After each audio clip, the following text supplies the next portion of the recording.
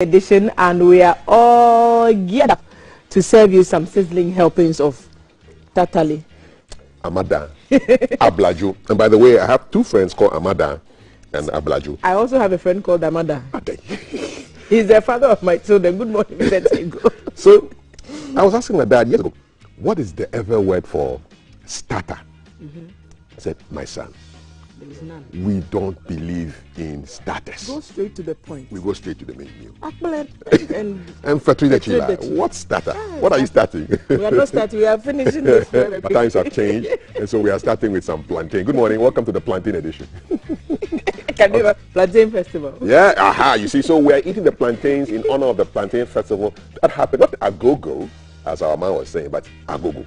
Only Jay went and enjoyed that plantain. And then was Agogo.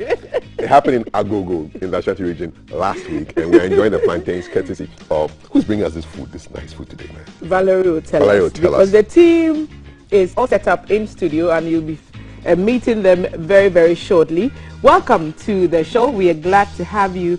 We are interactive, so if you need to step out, take us along with you on your drive, as you're on your church, on your bus, on your way to work, or to wherever your destination is.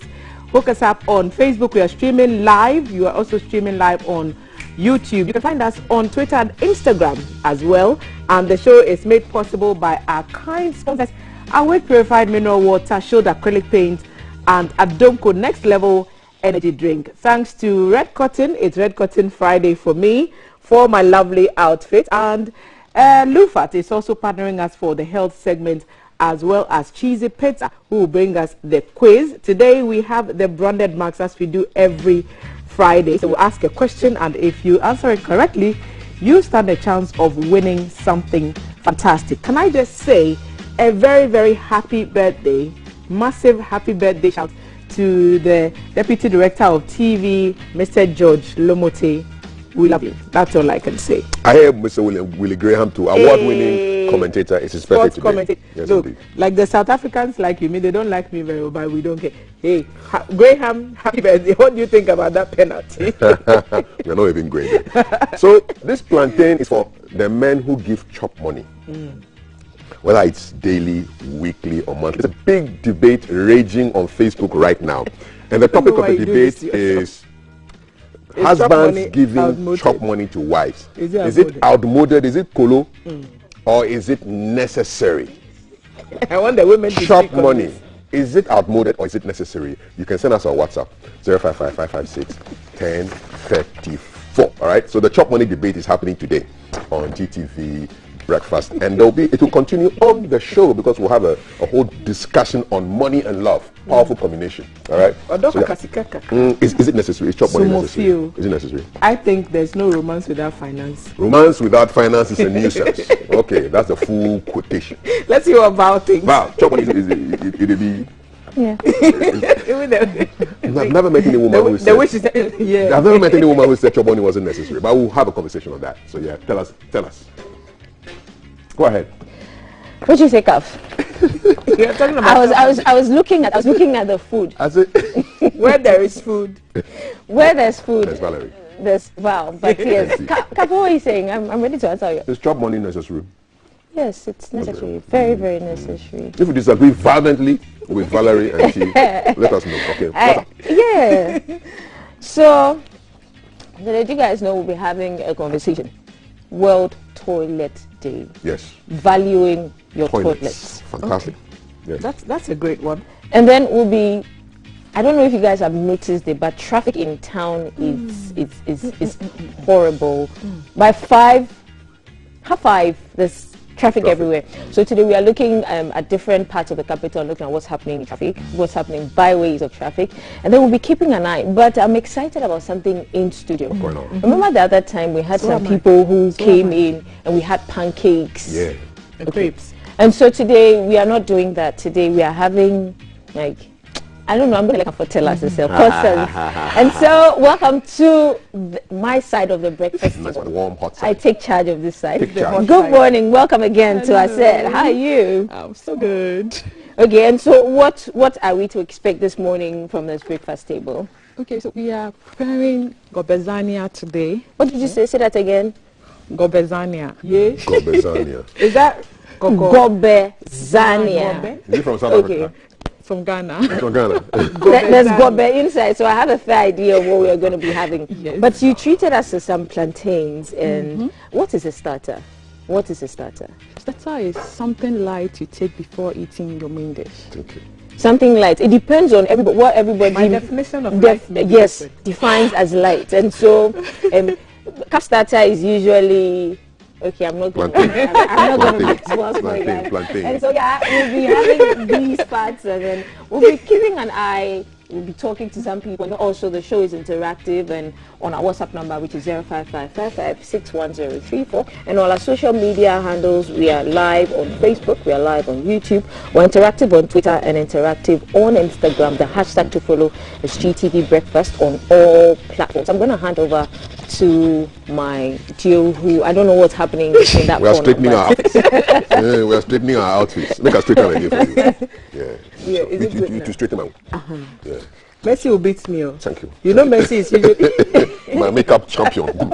Okay, so before the wisdom nugget, just to let you know that this show is brought to you by so many sponsors. We purify drinking water, Shield acrylic paint, Shield Adonko Next Level Energy Drink. Lufat brings you the health conversation.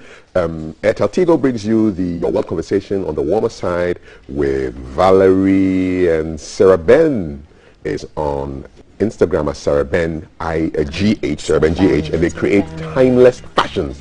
They're making me look this snazzy this morning. And I'm loving it. Thank you very much. Fly is the word. Red cotton. red cotton. Fly is the word. Fly is the I go word. fly. Drip. I go fly. Don't fly. I go drip.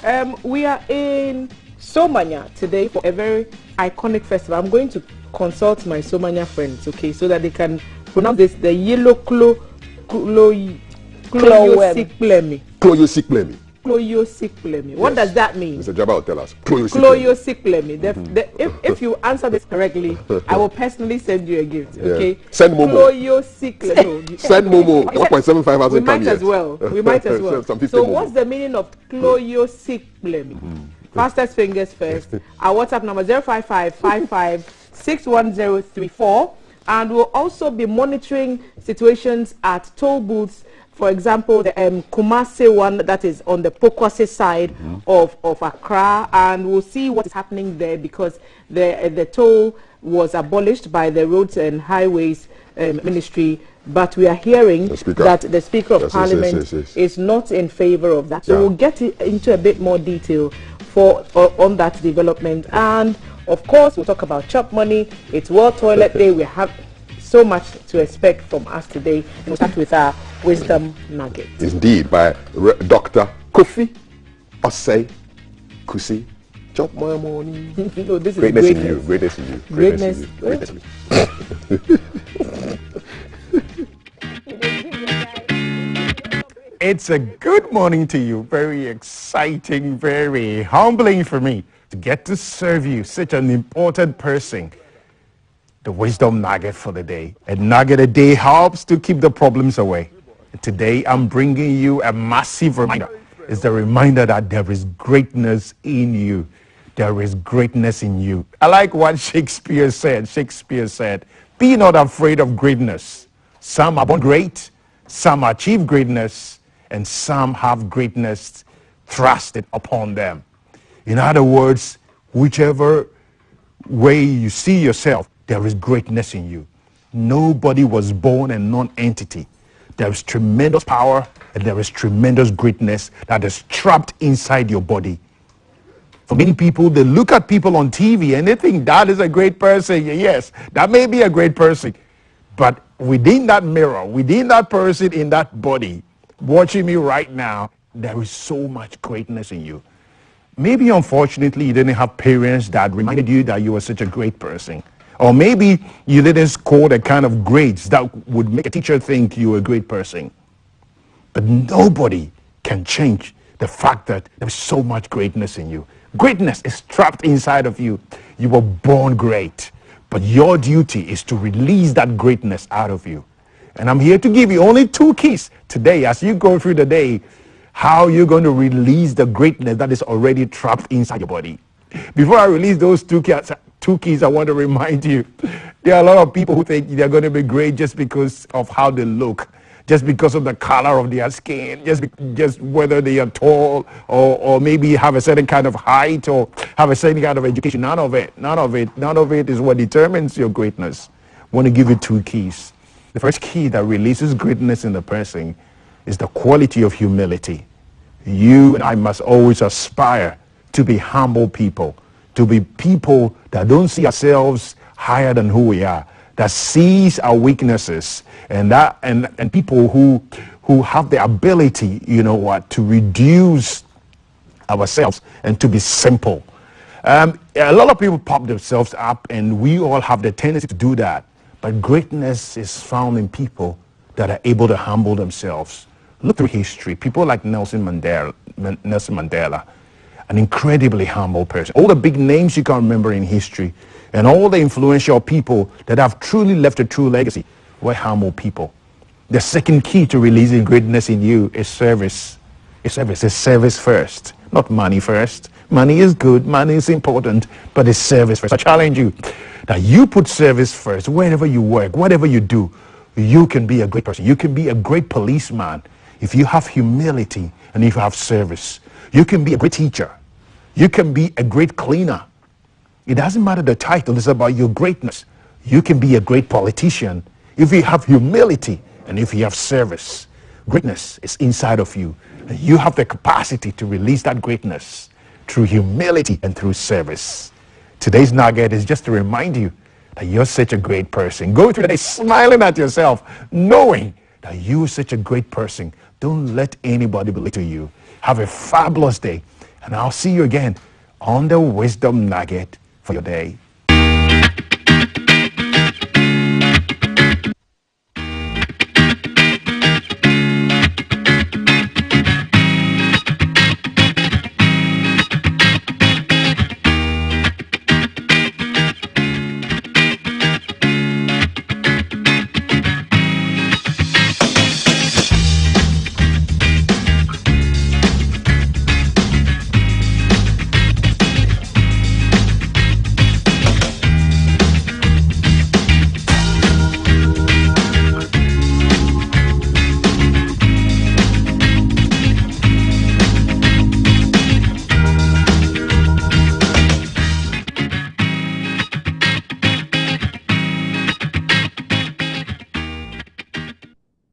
Thanks for staying on. This show is made possible by Awake Purified Mineral Water, Shield Acrylic Paint, and Adonko Next Level Energy Drink. It's a fun-filled Friday, so my lovely outfit is proudly with love made from Red Cotton Clothing. Follow them on Instagram. They are located at East Legon and on the Spintex Road. Buy yourself some ready-made African wear made with love from Red Cotton. We're settling into our social media trends. And you remember on Wednesday the finance minister presented a budget to Parliament. In that budget, an announcement was made that mobile money transactions and other electronic means of payment would attract a minimal tax. Okay, so a number of people were talking about it on social media, saying that some people cannot afford to pay the tax and the levies and whatnot. And Communications Minister has come out to make a statement which is also creating a lot of buzz on social media. Mrs. Ursula Owusu is saying that if people are able to transfer 100 cedis, then they must be taxed. If you are able to transfer 100 cedis, you must be taxed. And she also said, I listened, she said, if you are able to send 100 Ghana cedis, you are not broke. You are not poor. You are not poor. Mm-hmm. Yes. So there's a video, and we'll go and have a listen, and we'll be back.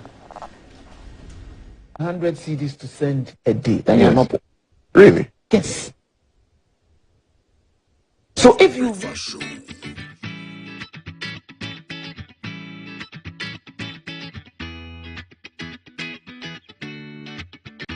Coming live from the capital, this is the Breakfast Show.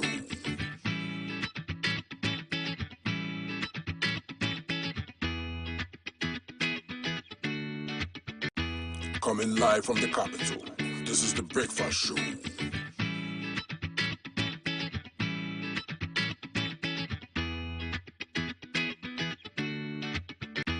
Coming live from the capital. This is the breakfast show.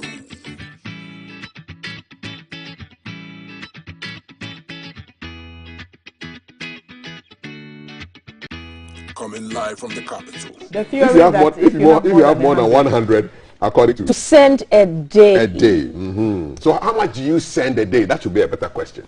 How much you send, and do you feel rich when you send more than 100 a day, or do you think, Charlie, no, 100 I can't? What is your daily Momo expenditure?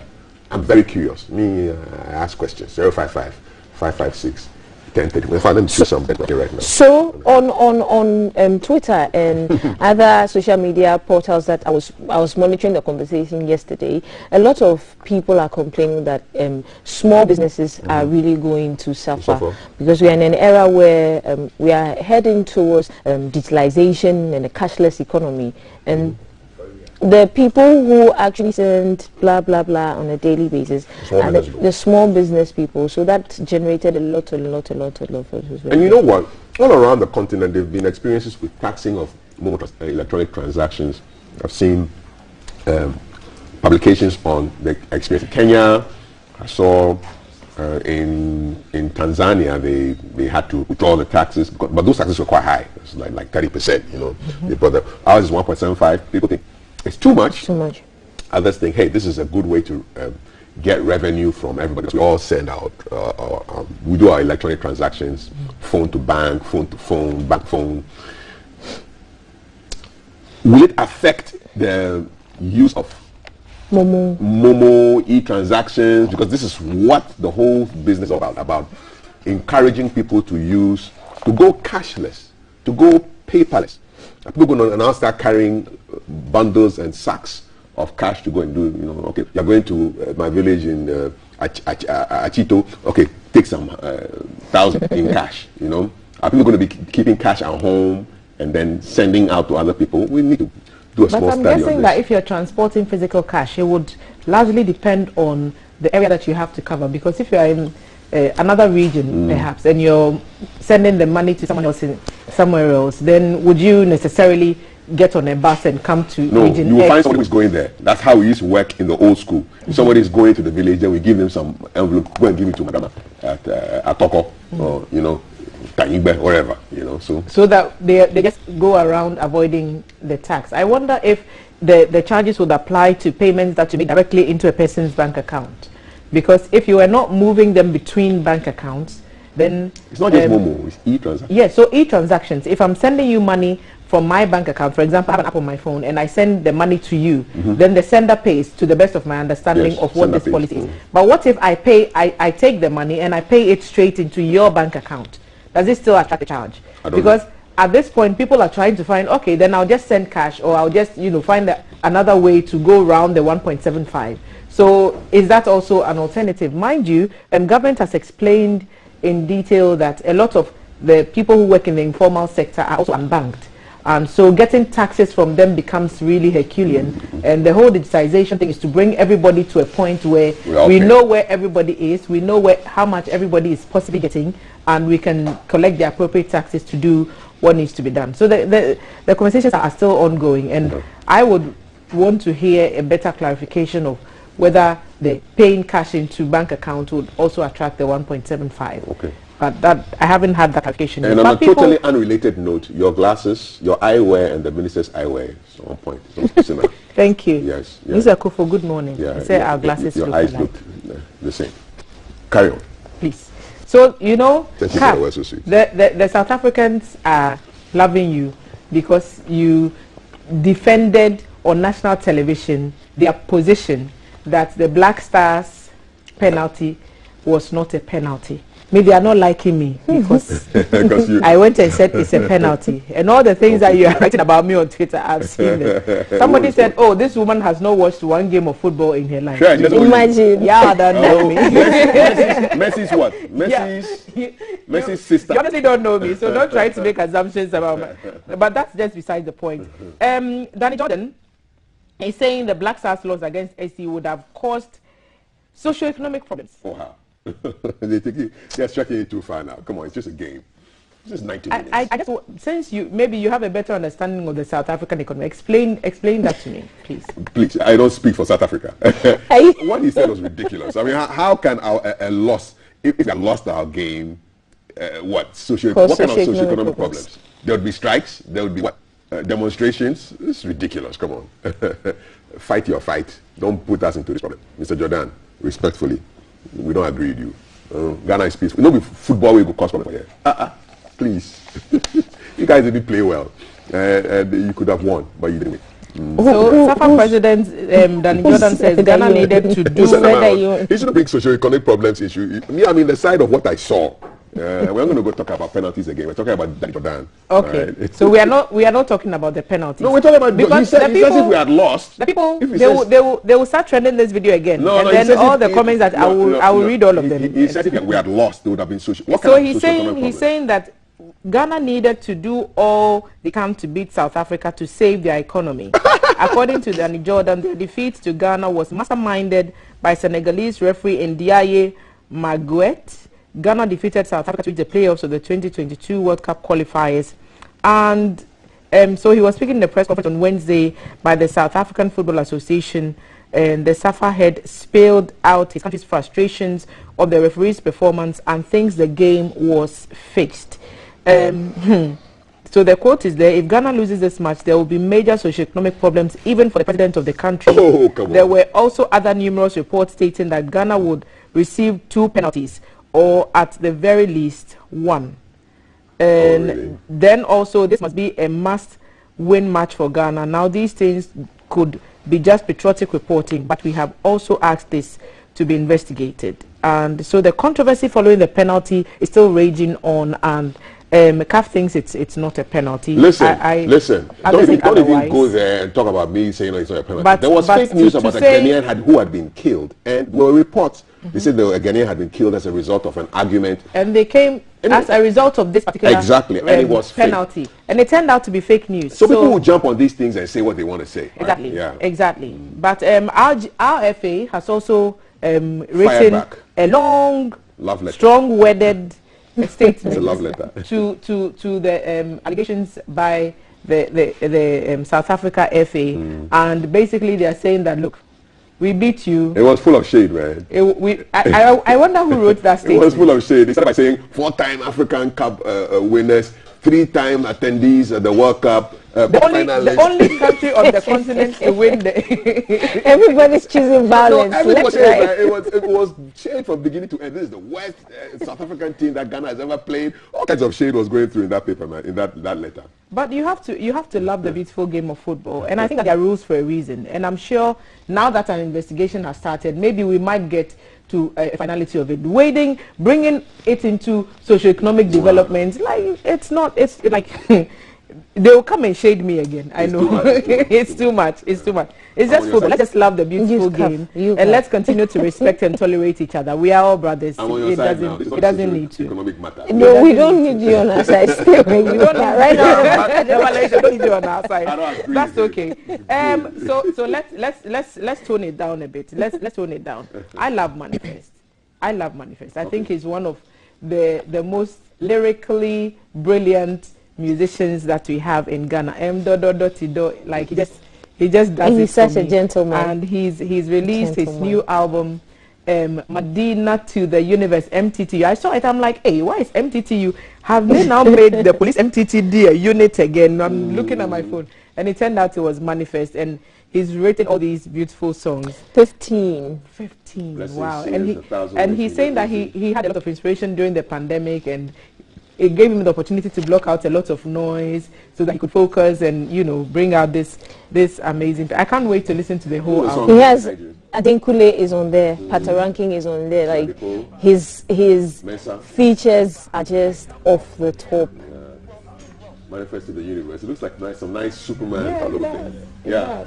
He's great. I mean, when you said Manifest, I was thinking Money Fest. Like no, Manifest.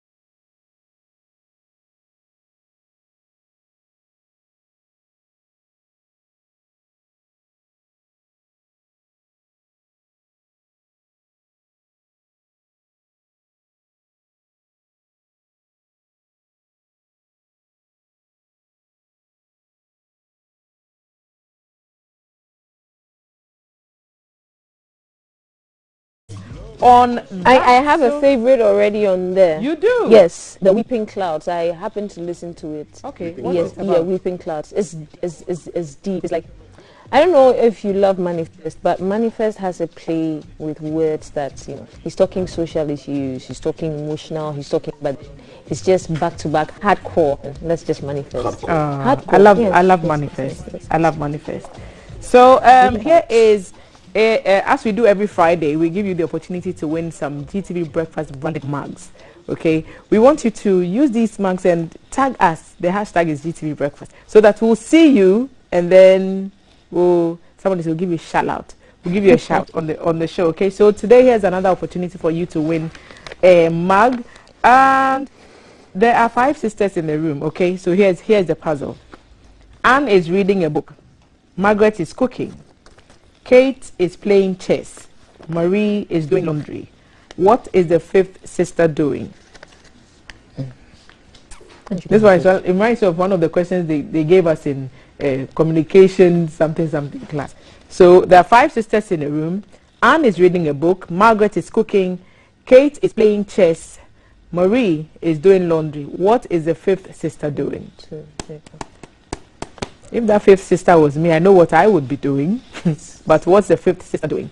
That's our question of the day for a chance to win yourself a GTV Breakfast branded mug. Okay? So you can get on that as well. Very soon we'll be having conversations with our team of women on all that is happening in the newspapers. All the stories the newspapers are headlining and are making prominent. And we'll pick their thoughts on what those issues mean, maybe go deeper into the conversations to understand the stories behind the stories, okay? Pokwase Interchange, we'll be keeping an eye. We are monitoring the situation at the toll booths. We are monitoring a festival in the Somanya area. So much to expect, and you don't want to miss the next part of the show. We'll be returning very, very shortly. And we want to acknowledge our sponsors once again. Shoda Quality Donko Next Level Energy Drink and Awake Purified Mineral Water. Thank you to Red Cotton Clothing, East Legon branch, and also the Spintex branch. Follow them on Instagram for lovely outfits like this and more. We'll be back. Live or show.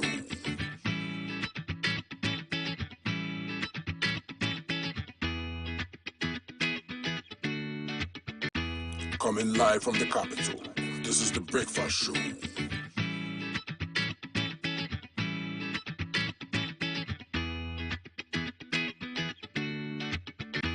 Coming live from the capital, this is the Breakfast Show.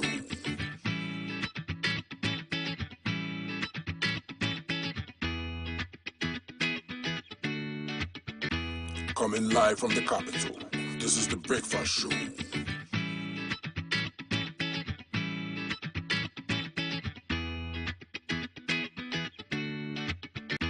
Coming live from the capital, this is the Breakfast Show.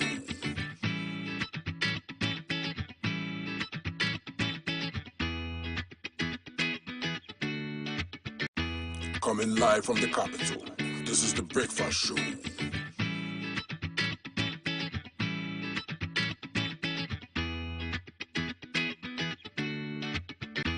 Coming live from the capital, this is the Breakfast Show.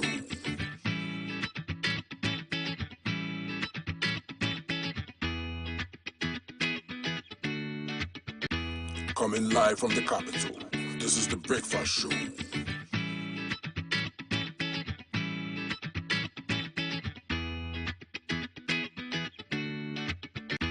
Coming live from the capital, this is the Breakfast Show.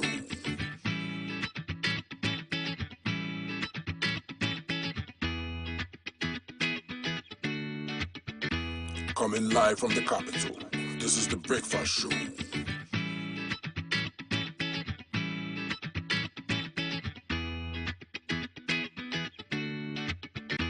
Coming live from the capital, this is the Breakfast Show.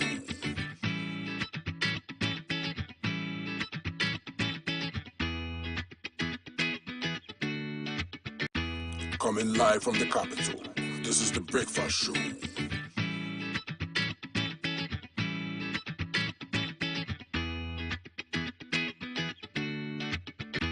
Coming live from the capital,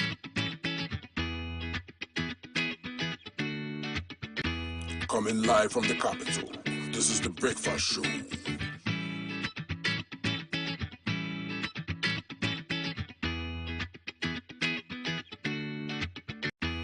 Coming live from the capital, this is the Breakfast Show.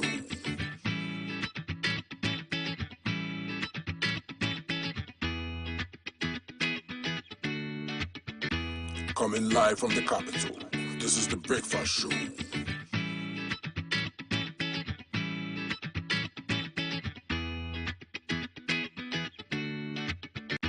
Coming live from the capital, this is the Breakfast Show.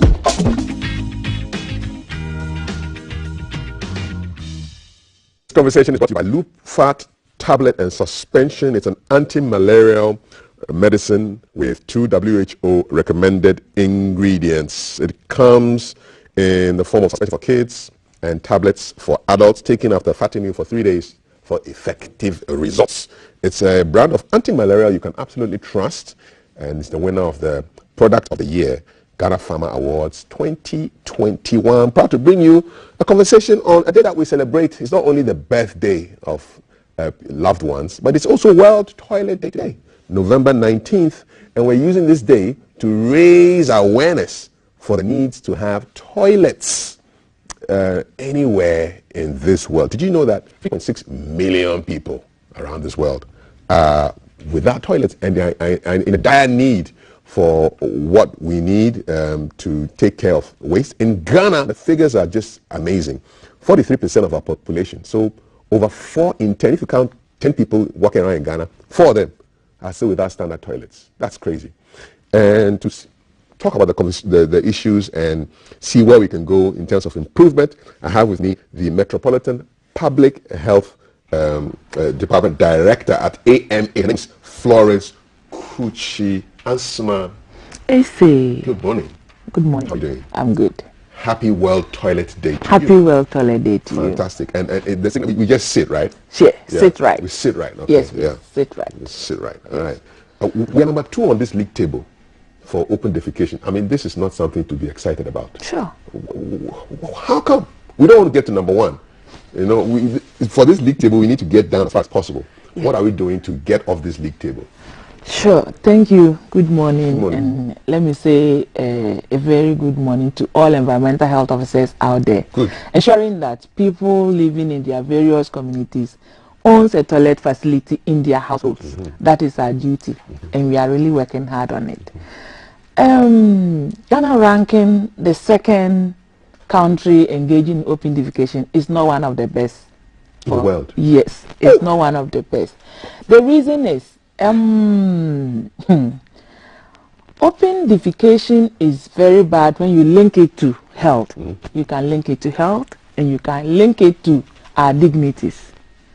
But Ghana is working very hard to come out from that lake, because we started from the open defecation, then we metamorphosis to latrine, the greeting. Then we came to the VIPs, the KV. What language is that? That is it. The history. Okay. The KVIP, okay. And then we came to the septic tank latrines, and now we are in WC. That is a standard public toilet, okay, without any contamination. Right. Yes, but in 2016, about 12% of households in Ghana could boast of a standard public toilet. Just 12%? Yes, that was in 2016. Okay. But as it stands today, it has increased to about 57%, because the government is working very hard through the MMDAs, education, creating of awareness, and then law enforcement. What is the problem? Is it that toilets are too expensive? The toilets are not so expensive, but what I always say is our Ghanaian attitude. Some Ghanaian people don't see it necessary to have a toilet in their house. They build a house, they get kitchen, but they forget to build a toilet. Forgetting that when you go to the kitchen and you come out, definitely you have to visit the toilet facility. But they don't do that. It will interest you to know that some landlords even transform their toilet facilities into living rooms and rent them out for people to use. Mercy. Yes, that is what is happening.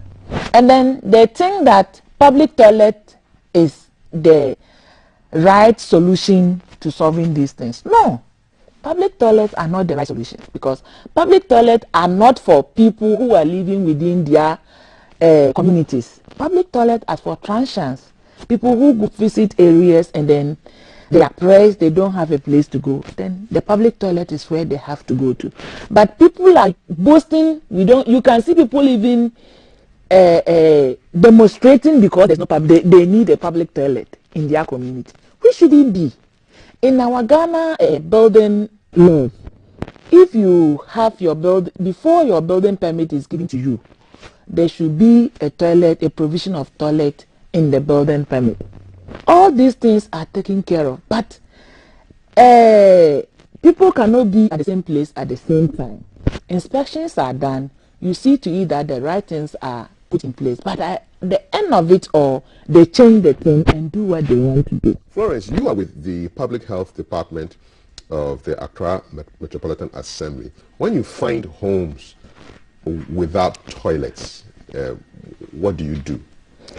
For Accra Metropolitan Assembly, when we find homes without toilet facility, I have even came out with a law that every weekend, from Monday to Friday, we take not less than 10 landlords without toilet facilities to court. You've been doing that? We've been doing that. And this year alone, we've sent about 200 plus landlords to court, and they have been ordered to construct toilet facilities in their homes. And do you go back and find out that the toilet facilities have been done? They have to do it. You go back to inspect, then they go back to court before the case will be tried. You are given a 3 months ultimatum to go and do it. Notwithstanding, what happens to those who don't construct the toilet facilities after the 3 months? They are convicted. Some even go to prison not less than 3 months. You jailed landlords for some landlords not having toilet. Yes, please. Yes, please. We've done that. And even there is this project we call the Gamma Toilet Project, the Greater Accra Municipal Area Toilet Project, that is in session since 2016. And this one, government is subsidizing toilet facilities in households. For instance, government takes 70% of the cost, then the landlord takes 30% of the cost. But people are still feeling reluctant. So when you send somebody to court, the person has nothing to say that is because I do not have money. How much is an average WC? Average WC, that is the digester, will cost you 1,500. And the 1,500, you are not paying all. Government is taking 70% of the 1,500. And you are just paying 30%. So 30%, that's like 450 cedis? Yes, please. Is it a poverty issue? People cannot afford 450 cedis to get a toilet? That is the question. People are not seeing toilet as a human right. Is it a human right? It is a human right. UN have declared public toilet as a human right. And because government have seen it as a human right, that is why the government is putting on all these things, all these measures to ensure that homes, people who cannot afford toilet, they are subsidized for them to also have one. Why do you think people have not hit the streets like the LGBT people who are fighting for their human rights? Why don't people flood the streets to fight for toilet rights? Because just before we started, you said people don't value toilet. Because people don't see toilet as a need. People shy away from toilet. But I can't imagine a human being without toilet. Toilet is very essential in human life. Very, very, very essential. When you stay for 2 days without visiting the loo, you can see how you stress. You become stressful, headache and all that. So toilet is really, really an essential, but people don't see toilet, especially in our African setting. We don't see toilet as a right. So we think that we value more other things than toilet. That is like what do they place above toilet? We place food, clothing, vehicles, properties more than toilet. But toilet can before all those things. Before all those things. Yes, please. What is the state of open defecation in your assembly right now, in the area that your assembly covers?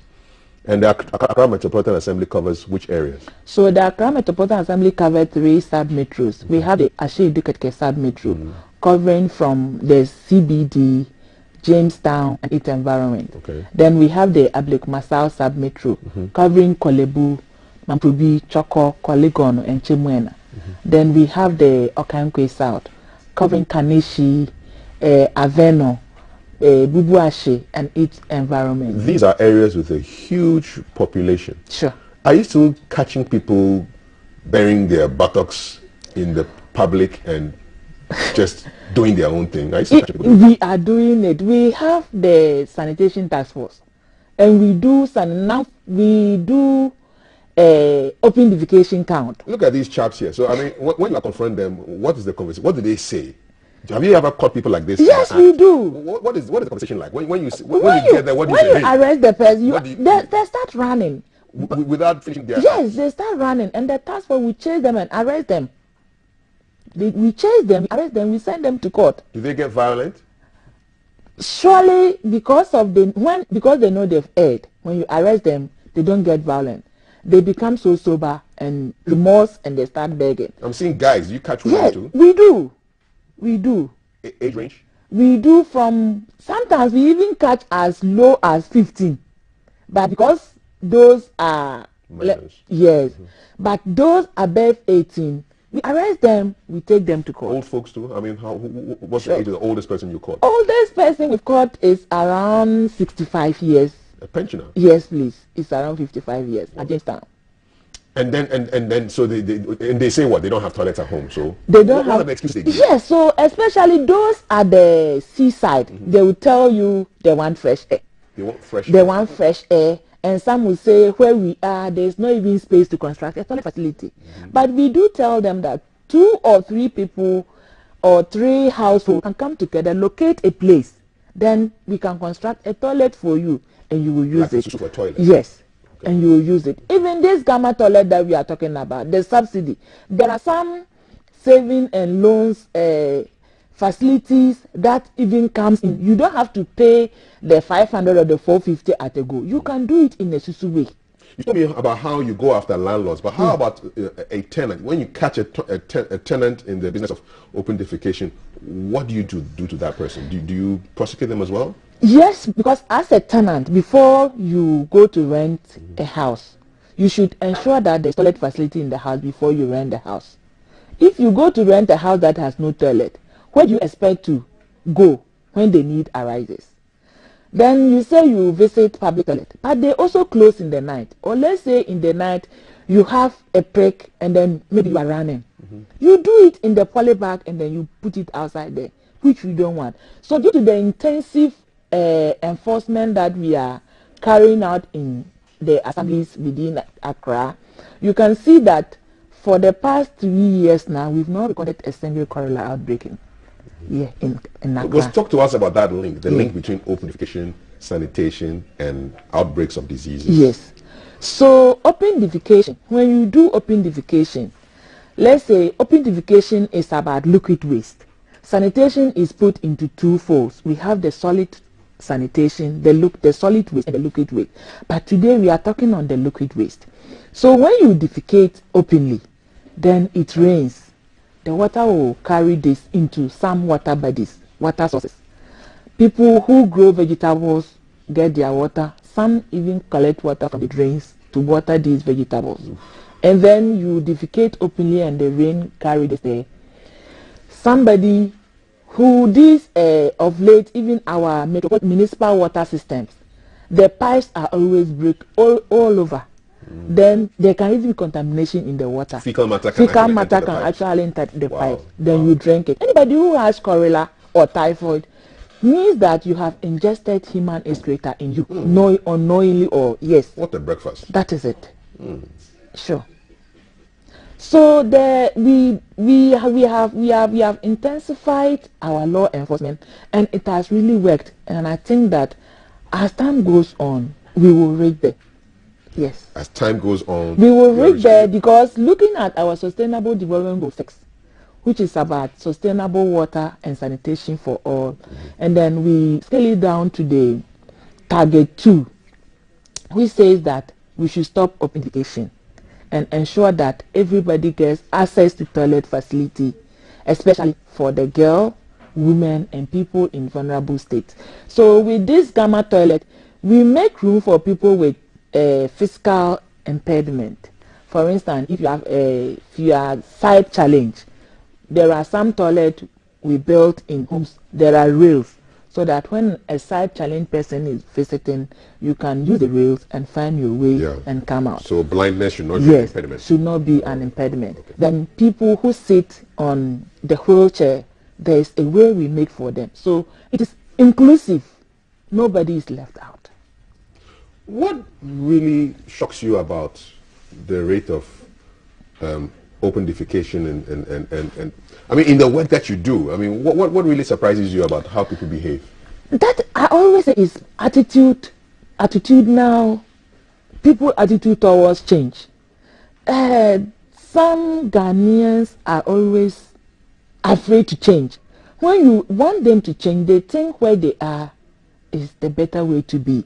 Until you force, and then you send the person to court.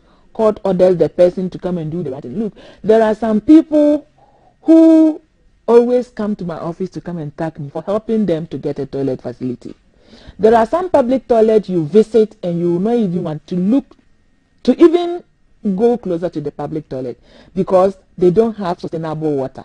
Toilet goes with sustainable water. You cannot have a toilet facility without water. That is why sanitation is linked to water. Yes, that is why sanitation is linked to water. Are you winning this fight against open defecation and the provision of toilets for the people in your assembly area? Sure, we are winning this fight because as in my assembly, I can boast and tell you that about 75% of dwelling premises are having standard toilet facility free from any contamination. I can boast and tell you that because I have the statistics with me in my office.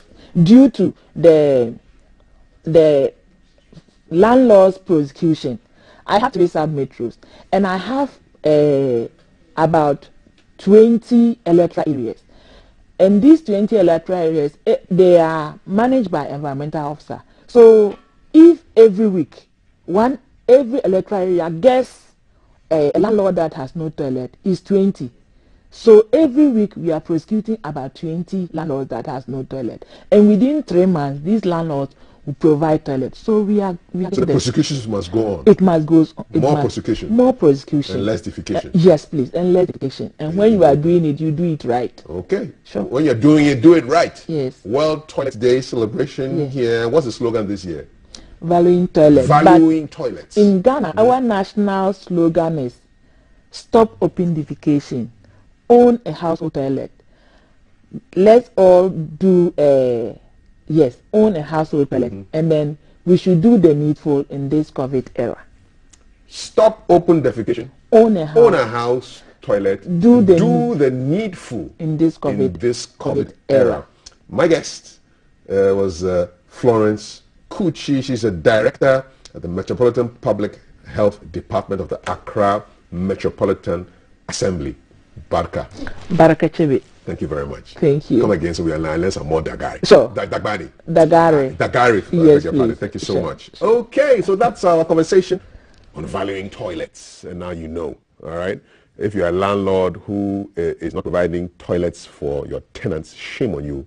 I hope they come and arrest you, take you to court, fine you, and then you come back with toilets for your people. It's a human right. It's a human right. Provide toilets for the people. You know, back in the day, years ago, in the UK, my parents were visited by a British couple, a man and woman. When they got to the house, the man said, "Oh, Victor, I just want to use the loo." And then he went to the toilet. And the woman said, "Oh, Olivia," which is my mom, "I want to help you in the kitchen, blah, blah, blah, blah, blah."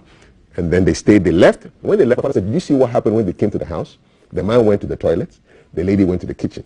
If the kitchen were filthy, they would have made an excuse and left. If the toilet wasn't looking good, they would have made an excuse and left. So the kitchen and the toilet are key parts of our existence. And thank you very much for the conversation. Yes, so we are talking toilets. We'll be talking kitchen too later on this show with Cakes Boutiques and Decor from Wager, who are giving us good plantain and other meals. But look at the screen right now. Keep looking at me because we're going to show you today's cheesy quiz. Okay, so there's 5 sisters doing all kinds of things, and the image is going to come up. Who is the 5th sister? There it is. So there are 5 sisters in the room. Amma is reading a book. Margaret is cooking plantains. Kate is playing chess. Marie is doing laundry. What is the 5th sister doing?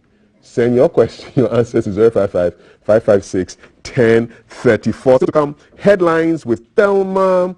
Ekuya Val sits down with Valerie for the showbiz conversations. There's a chat on chop money. Is it necessary or outmoded? More comments before I go for a break. Maybe the name chop money is outmoded, but the value is still relevant.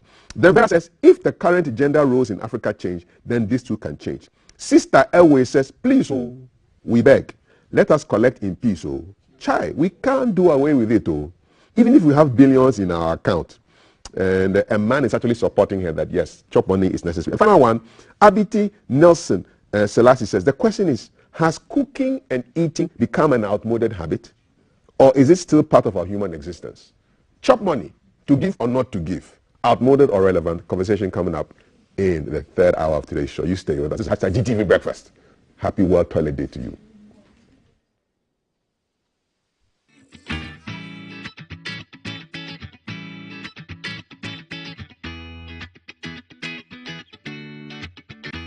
Coming live from the capital, this is the Breakfast Show.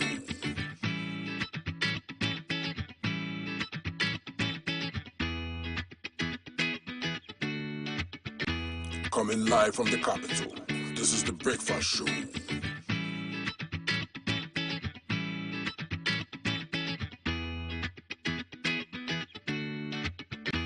Coming live from the capital, this is the Breakfast Show.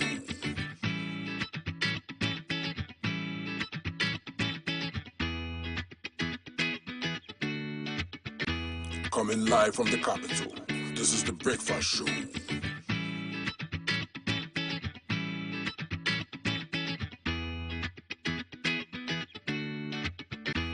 Coming live from the capital, this is the Breakfast Show.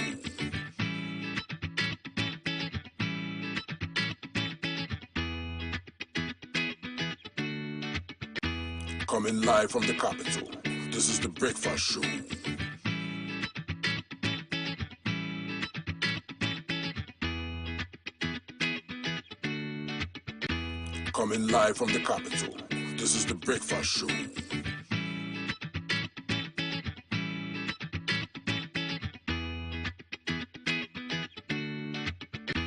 Coming live from the capital, this is the Breakfast Show.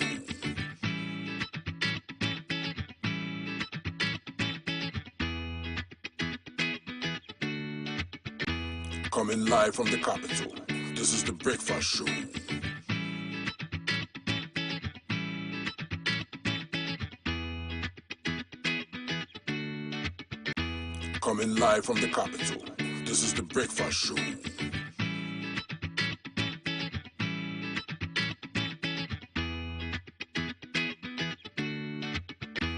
Coming live from the capital, this is the Breakfast Show.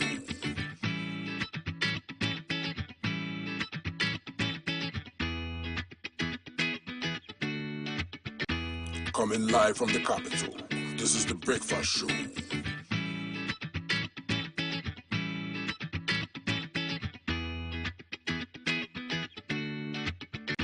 Coming live from the capital, this is the Breakfast Show. Coming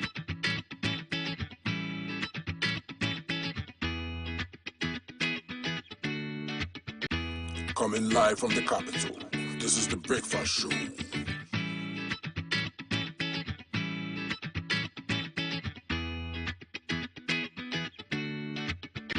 Coming live from the capital, this is the Breakfast Show.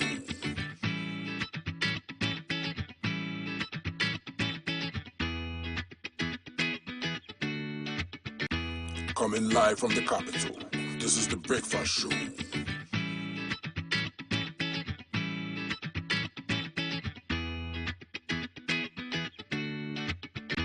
Coming live from the capital, this is the Breakfast Show.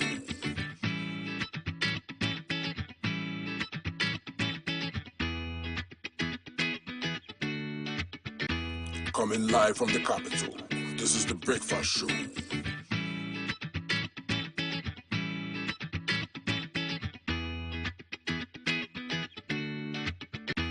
Coming live from the capital, this is the Breakfast Show.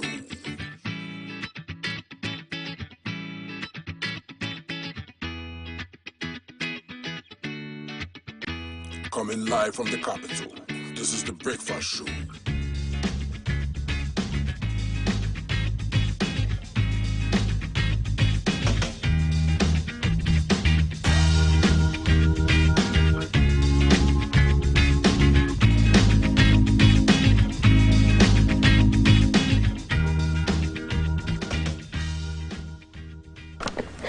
Good morning and welcome to this side of the breakfast table. We are going to, I'm not even going to commit myself, but we're going to be connecting with our guy Jay shortly. He is in the Shy Hills area, Akosombo, Akuse area. I don't want to commit myself, so I'm not going to mention the name, but that's where our guy Jay will be keeping an eye from. There's a festival, so when we do connect with him, he's going to tell us all about it. He's the man on the ground. Our show is interactive. We are we're streaming live on Facebook and YouTube as the Ghana Broadcasting Corporation on both channels, and then on Instagram we are GBC Online, and then on Twitter we are the GBC Ghana. We encourage you to follow our feed, share our stuff and our comments. All our pages are verified, and so when you share comments and you share content, it is verified and it's coming from the Ghana Broadcasting Corporation. Kaf is behind the scenes making me laugh. We'll connect shortly with my guy Jay, who is going to come to us from that area and tell us what's happening. The show is made possible by Awake Purified Water, Shield, Acrylic Paint, Etel, Tigo, Lufat. We seem to be missing him. Okay, while we wait to connect with Jay, Kath is making me laugh. While we wait to connect with Jay, T is getting ready. Yes, they're on standby, and so I'm going to hand over to her. We're going to read some messages from our Facebook wall. We're going to read messages from our WhatsApp, and then when we finally connect with Jay, he'll tell us what's happening in that part of the country. So T is going to read some messages from our Facebook and our WhatsApp messages that you guys have sent in. T, what's happening in that corner? So, you know, at the beginning of the show, I asked a question. I asked for people to tell me what the cloyosiklemi means, which you're trying to run away from. So many of you are sending results. I promised, me myself, Kaf says I should send you Momo. So CAF has also promised to add on to that. I'm asking what it means, okay? So I know it's a festival, so just tell me what it means. So I'm trying to respond to some of you, but there's a handsome offer on the table, so respond quickly. On our Facebook stream, we are asking the question of the day, which is the 5 sisters in a room. Anne is reading a book, Margaret is cooking, Kate is playing chess, Marie is doing laundry. What is the 5th sister doing? So I'm going to try and see if there are any comment on that particular one. Nana Kwame Akom has sent an answer. Kweku Realismo Eidu. Hey, people have names on Facebook. Bright Adam Kelly, Nana Kwejo Dankwa, Alexander Jr. All of you are sending your comments across. I'm seeing them all, but I don't want to say so that in case someone doesn't know, then they'll go and copy your answer. So a few of your comments have come in, and some of you who are watching us, Paulus from Kasua American Town Kinky House. Hey, Kasua people. American Town Kinky House. Okay. King Kwejo Abubada. Good morning, hard-working host and your technical crew. Good morning to you too.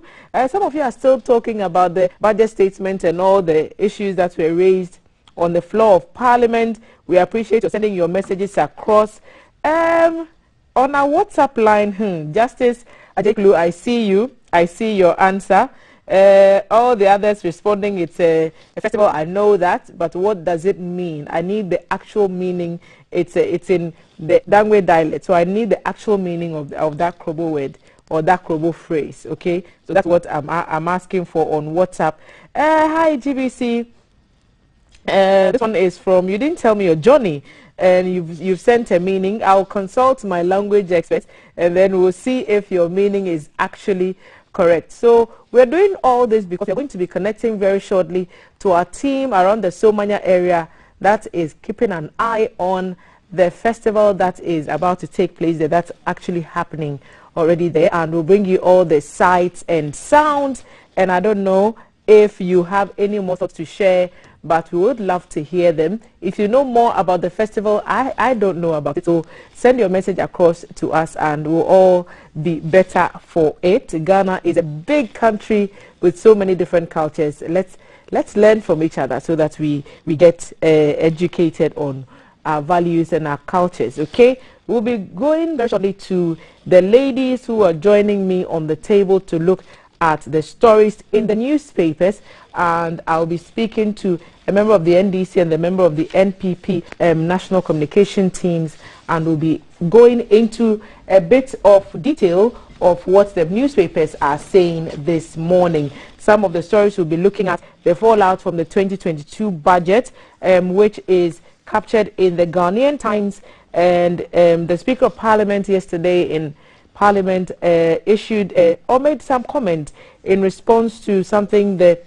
minority leader had said about the directive from the Ministry of Roads and Highways concerning the cessation of collection of tolls at the toll booths and the bridges. And the argument is that that was not within the powers of the minister to issue. And so there is a lot of back and forth. Did the ministry have the right to do so, or did it not? At the table right now, I've been joined by Madam Adjoa Ejepoma Angsong, and she's a member of the NDC communication team. Very soon, Ellen Amadek will be joining us for the MPP side. But I just want to pick your thoughts on this, Adjoa. Good morning and welcome. Good morning. I think it's the first time I'm having you on the table. Just like the paper across to me, if you could. Sure. You were looking at that story on the Speaker of Parliament, and it's captured very, very prominently on the front page of the Times, asking for the toll booths to reopen and for the collection of tolls to continue until budget approves. The Parliament approves the budget presented by the Finance Minister. And the Speaker was saying that until the budget is approved, it cannot be accepted as a working document. And so, based on that, the Minister did not have that power to direct the toll booths to stop taking the tolls. What your thoughts on that? Okay, so I would like to say that I wasn't actually very surprised when that happened, because it has been in the nature of the government to partake in many populist reactions just to get the people, the populace, to talk or to praise them for actually working. That's what I call like when you are pretending to work. We live in a country where we are governed by laws, and that means that you cannot by your own will do what you want. We must follow due processes, and it's surprising that a Minister of State who is a lawyer thought that by the stroke of a pen can remove an act of Parliament. I mean, when you look at the Constitution, 1992 Constitution, Article 108, Clause AI, is very clear on who has the power to impose taxes and to remove taxes, and that power lies in Parliament. You understand me? So, of course, the budget was not a good news. People weren't happy, and we are all feeling the hardship already. And then this budget, as it has been labeled, the Woodye budget, has come to kill us with more taxes. And so why don't we just do something to win the people over to our side? It was a rather unfortunate move. It shouldn't be done, especially by a Minister of State and a lawyer. He should know better. And so let us look at what the Constitution says. The power lies in Parliament. And until the budget has been debated and approved, it is not right. I recently saw a letter that seeks to clarify some of the things, but it has already been done. When you look at the letter that was issued, it was clear that the minister said, based on the 2022 budget. So they cannot now come back and tell us that it is not removing the law and it is not operational and all of that. So, Adra, you're referring to a press release issued by the Ministry of Roads and Highways, and I have that right now, and it's titled "The Clarification on Cessation of Road and Bridge Tolls Nationwide."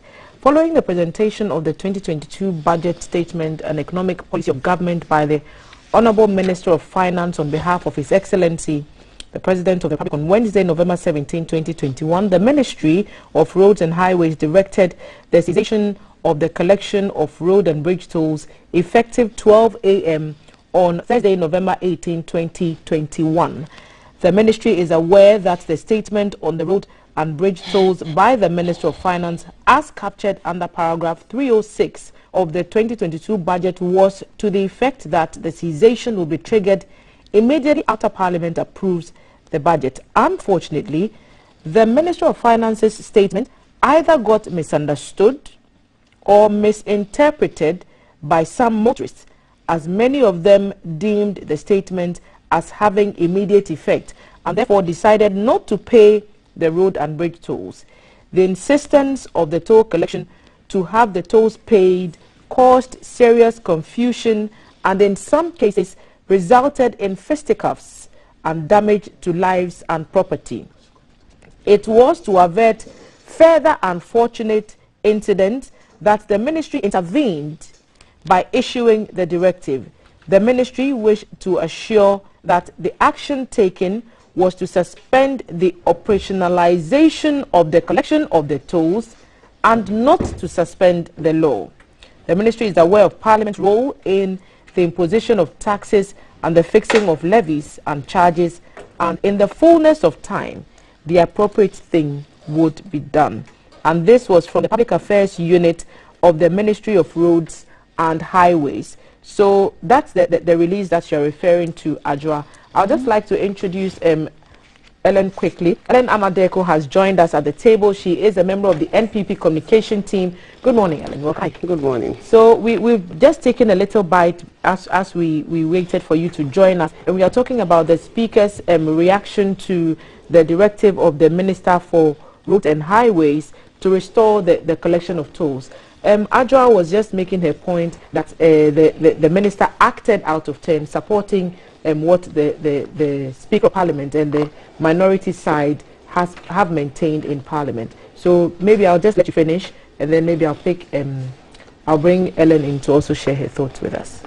Okay, so concerning the letter you just read, so it's obvious that somebody did not do his or her job very well, and this is some of the instances where I think people like the special prosecutor should come in and take this case out of wheel and investigate, because if there was a directive and it was misunderstood, at the end of the day, taxes were not collected, tolls were not collected, financial loss to the state. So who is to be held accountable for that? We cannot be losing money. Even if, as the statement said, there's a threat to life and property? Well, we are yet to see evidence of that. There were journalists deployed by different media houses to the various toll booths to report that it was indeed true that people were not collecting the tolls. So we are yet to see one incident, a record of one incident of these so-called threats to life and properties. Until then, we do not have those facts to work with. And the statement is also saying the decision was taken to suspend the operationalization of the collection of the tolls and not the law. Okay, so I believe that the premise upon which the cessation was done was wrong in the first place. Whether operationalization, whether you stopped collecting the tolls and it is illegal, that is the most important thing. Okay, I'll pick your thoughts next on this, Ellen. Was it a step out of turn, as Parliament is saying? The Speaker used a very interesting Latin expression, and I'm going to try to find it. CAF was referring to it this morning. He said the something Futum. I'm still trying to find it.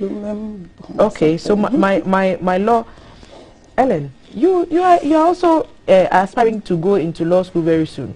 I'm sure you'll be very familiar with all these expressions very in the next few months or so. But he's basically saying the minister had no power. He said what the minister released is a complete brutum fulmen.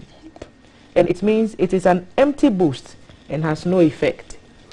Well, good morning. Good morning to our viewers. And, my apologies for being late. The traffic situation sometimes gets to me. Even with the tolls not collecting? Where I am, tolls are not being collected. Okay. Where I was yesterday.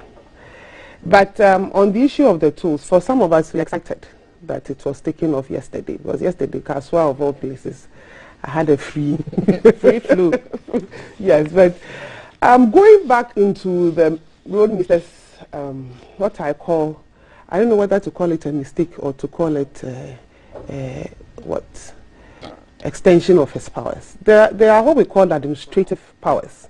We have administrative law, where as an administrator of an institution, you know where your limits are and what you're supposed to do.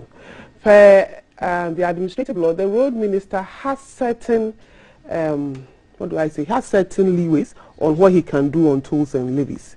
But on tolls and levies that are supposed to be approved by Parliament, I believe there was a mistake somewhere in their write-up. Either the man is a lawyer himself, so either the law, the legal segment of the roads ministry did not look at it, or they did not think about it before they brought this cessation letter out. They could have easily stopped picking up the tolls by just giving an administrative order that because we are getting things ready due to what has been said in the budget, eventually we'll stop taking the tolls. So from tomorrow, maybe we are doing this, we are doing. You can give other orders that will give you the same effect without actually challenging the authority of Parliament. And for this, for once in a very long while, I have to give it to the Speaker. He's right.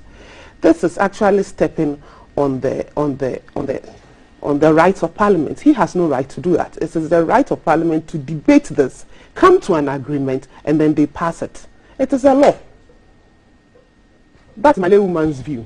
So if the Speaker of Parliament speaks against, then he is quite, this Speaker, he's been quite lenient to the road minister from what he said. He agreed it might be a genuine mistake. It wasn't intentional.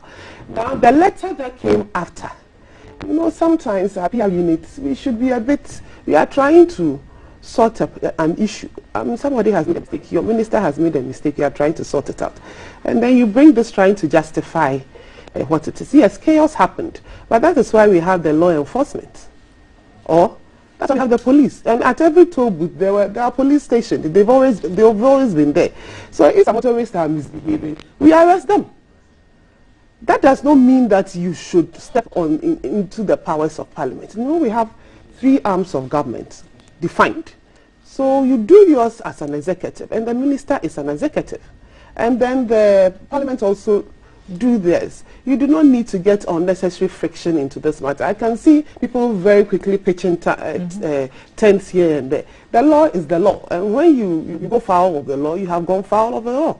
We should leave it and stop this pitching tents. It will not help anybody. Let's get this thing over and done. Debate it, and if Parliament will pass it, we pass it, and then we get it done. There are other administrative ways of still making sure that people go through without picking the tools. He can do it. But to specifically talk about the budget and the fact that you are doing it because the budget stated it, you know the rules and regulations. So for once, I agree with Mr. Babi. Right. He's right. And we should not, I'm very particular about it, we should not pitch tents with the minority or with the majority. It will not help this business. So a consensus across the table, wrong is wrong, according to what both of you have said, and the ministry should admit that it made a wrong call. Yes, move on, because they are talking one way is administratively. They can do this without stepping on anybody's toes. Based on that, are you both ladies anticipating a return of the collection of tolls? Yes, at least until until the budget has been debated and then approved. So until then, they must return to the toll booth and collect the tolls. Okay, and the fallout from that also goes into the conversation of businesses that have been set up along the I've begun to call it the toll booth value chain, and as yesterday we spoke to some of them, the agitations that we've already started receiving from hawkers, and that's also captured by the newspapers. The graphic itself also talks about the issue of the withdrawal of the directive by the speaker, and there's a story on the hawkers agitating actively against the closure of the toll booths for 24 hours, now 24 plus hours yesterday. I'll come to pick your thoughts on this, Ellen. Are they justified? Well, the fact that we are going to go back to picking the toll, the money again, I don't think that will happen. Okay. That is why I said that there are administrative ways of getting this done without offending Parliament. But now that it has been stopped, well, let's wait and see if it will happen. But I don't think so. Now about what you call the value chain. What's value chain? The toll booth value chain. The businesses that have come to. You know, let's see what's happening at Pokwasi right now. The hawkers who have now set up businesses, small businesses along the side of the. When you are approaching the toll booth, have you seen the no hawking sign? Our guy Alan is at Pokwasi now, and we are going to see live visuals of what it looks like, what the situation is like there. The collection, has it resumed? Is it still off? What are the hawkers doing? Alan will tell us all that from the Pokwasi side of town, and I'm guessing he might be at Kobiman if that's where the toll booth is. Alan, good morning.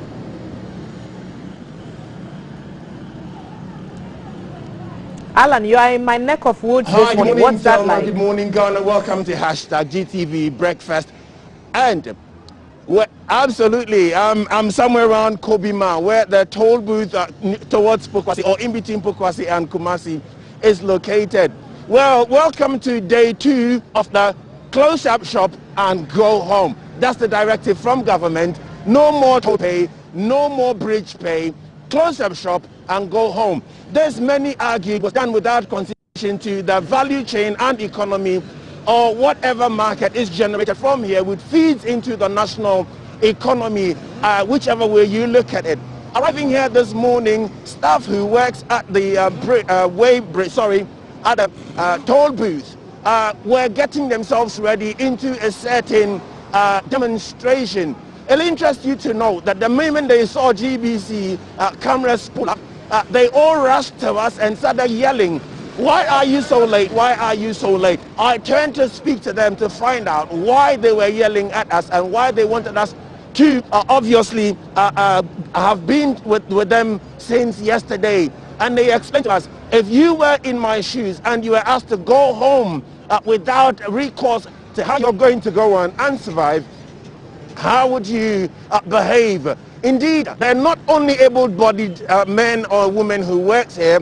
It's a mix of both able and disabled persons working at this toll booth. I am going to go speak to a few of them and find out what the situation is with them, when they expect to come back to work, or when they're going to be assigned new roles, as the Minister mentioned during the placing of the document before Parliament. Let me go quickly and speak to them. They have nominated one of them to speak to me, or a couple. Edward Duncan will speak on behalf of the able-bodied ones, and then one of the sisters will also speak for the disabled ones.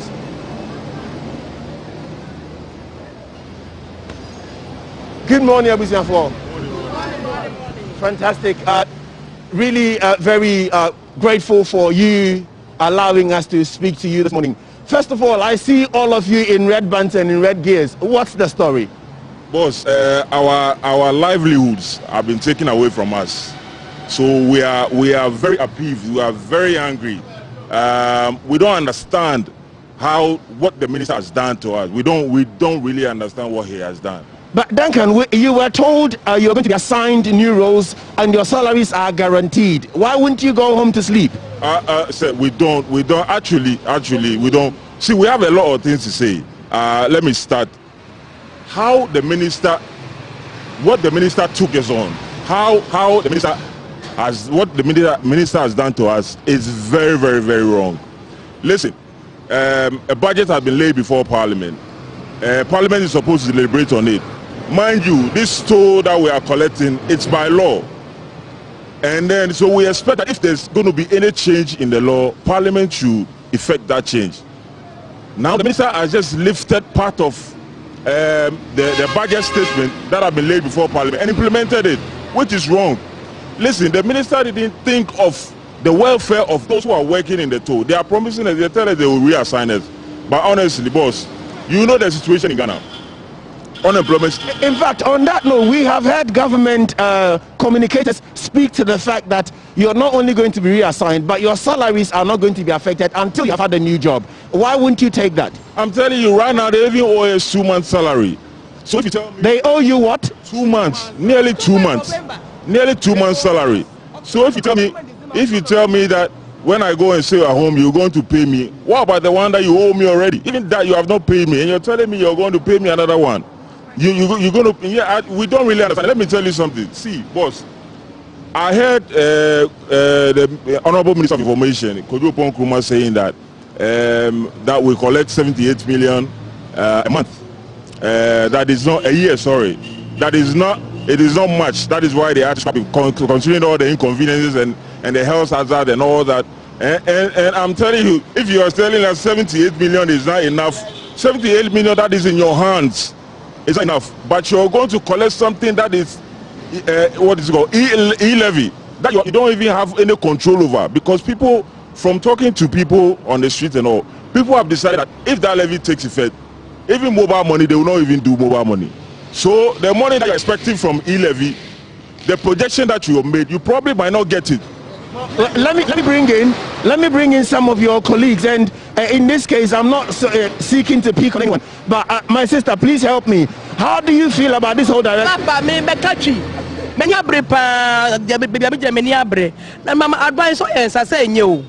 Because to be sorry sir say ne mamunye adwuma biom na mo de yenka hwe yenkoye dan mo fra bebre me madoso me nka ndada me kuru so yare da ho no ntimi me empodo ko hwe me kuru na ma hwe me mma enti yesre no say na wie ya on be kasa ne yen start adwuma anwumre night yen start night mpa no chew na kasa ne ya na yenye adwuma empani se odi kokoromotie ko ayi ase ya de so tura na ja kwan na wo pesa oni aban kasa na oboko jan ugidi se aban be ba betie odi e meni abre onu abetie pa aban de mi kunu akufo de mi kunu eye me boy na wa ma wa to makoma mon mama kuma ne ntel because odon wo ho me sre na me sre wo fa adwuma ne ma ye wa ne ye nya ye sre wa ne ma me no nkan kuapem na hwe se ebe ko sai you meti wo kasa mu sania ade no koi na efi adanchimpo na woja won kwan se won kofie yi eden na ususu se aban pese oye mamo aban de wan ka hwe ankyere ye o enti se minim no pese oye ma ye ne me pese oye ma ye no so mfa adwuma no ye be ye adwuma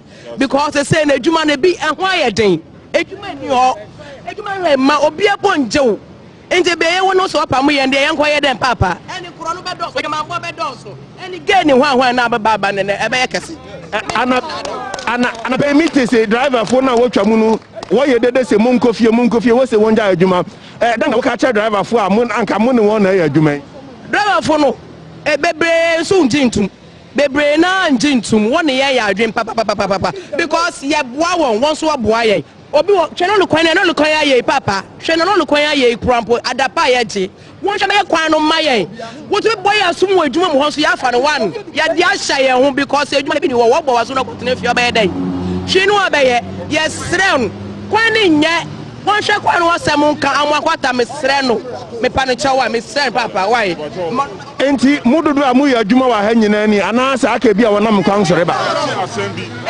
assembly I person address that issue no.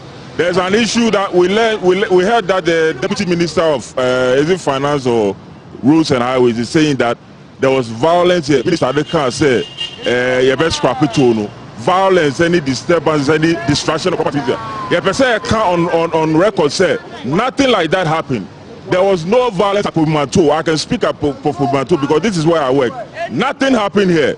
The drivers, all they are complaining is that fix the road for them because we take monies from them. Say the best fixing. It's the fixing coin anymore. When the road is fixed, they don't have any upheaval. They don't have any problem. I mean, council say toll collection does not cause any traffic. Traffic, as someone toll collection, more traffic. It is not true. Even this morning, we've had information from our colleagues at Kaswa said traffic is on. And toll no cause traffic no. To fix the roads, and then people will be glad to pay the toll. Now, if government is not going to listen to you immediately to restore the toll collection, in which case to restore your jobs, what plans do you have? If we had the way, we'll go and sleep at Jubilee House. If we had the way, we'll go. The nurses do. If they don't call us to work, we are going to do picketing at the Ministry of Roads and Highways. We are going to do it. See, we need the amount of money that we get here is not easy. Hold on. You want to say something to me? Yes, I want to say something to the Ghanaians. Minu asamuwe na ekosuno. Mi persemi bisa papa. Kofi, is it Kofi? Then they attack. Debi ni anoka se no amo abolish away. No abolish toll booth no. The person me be some say yeah. Minu somewhere no anka starting work COVID time now. I don't have any choice because COVID time when so your boy you want foreign. Your bad betting ha. Emre omo guarantee other workers. Omo guarantee other workers. Yeah, bad betting ha. 10 hours. Yeah night. Kanu nyina abeyam me pese me bi so mo say omo ye order for because omo ni ya na ma omo ye profitic Ghana pa ye yejuma ma Ghana pa ya ye kita Ghana ewe cause no ye na ye kita no because tana me kai say tana omo ye we no coffee no buy no e na omo quarantine no enche bia mo si no mo lift banana no ye bi some say adent no mo pese ye lift banana because tana coffee no ba no ka bia ntwam biom and amonim say sales na ba fem because of that no omo yi banners no free hawk ten emre coffee no when no yare no enkoye omo say ye nyejuma no mo lift banana because omonim say because of that yare no juma no enkoso ti say enkoso ye wa record ye juma we have target. They give us a target. Yes. We have a target here and we have been doing the target. They say we should do the target. If you don't do the target, we will be suspended. And we are trying our best out and doing the target, which is not to be so. Because we are dealing with cars. And then when you to me ajina kase ye nyojuma na sad driver for member na sad driver for omo kase no mo yito no ho no omo refi say yesu ye bo omo driver for to me chemo ha omo ma ye counterfeit 50 cedis 100 cedis ye bedu officer omo to me boy ye hu mo omo to me hu ye mo abo no mo ka try say omo ma ye 78 billion dollars they say contract me ye to workers of Ghana no. Okay, one thing. I'll come back to you. So that's the kind of agitations you have on the part of the staff who work here at the toll here at Kobima near Pokwasi. It's very unfortunate, but some of the views expressed both behind the scenes and on camera are ones I cannot repeat. But whatever the situation is, they're asking for government to reconsider their position on shutting or suspending collection of toll because their livelihood and everything depends on it. Indeed, when you approach this toll booth in the past or 3 days ago, if you had been here, you'd have found a whole economic value chain starting from hawkers as you approach and then getting to the toll itself to pay and beyond. But this is all suddenly gone overnight. And these workers here will not and do not know what to do or where to go. The agitation still continues, both on camera and off camera. My name is Darrell Alantego, coming to you from the toll booth at near Pukwasi. Thank you, Alan, for sharing those visuals with us. And Alan, you were asking if I've been to that area.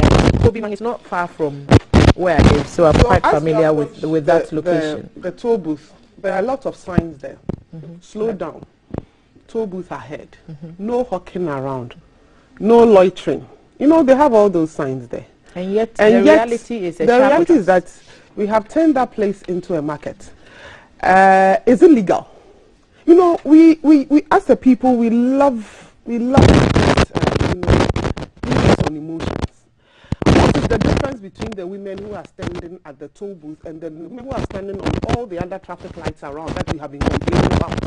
What's the difference? What's the difference? So why should their case be special? Just because the toll booth has been moved and therefore the cars will not stop. The cars are moving. Therefore nobody will buy your things. You are not supposed to be in the first place.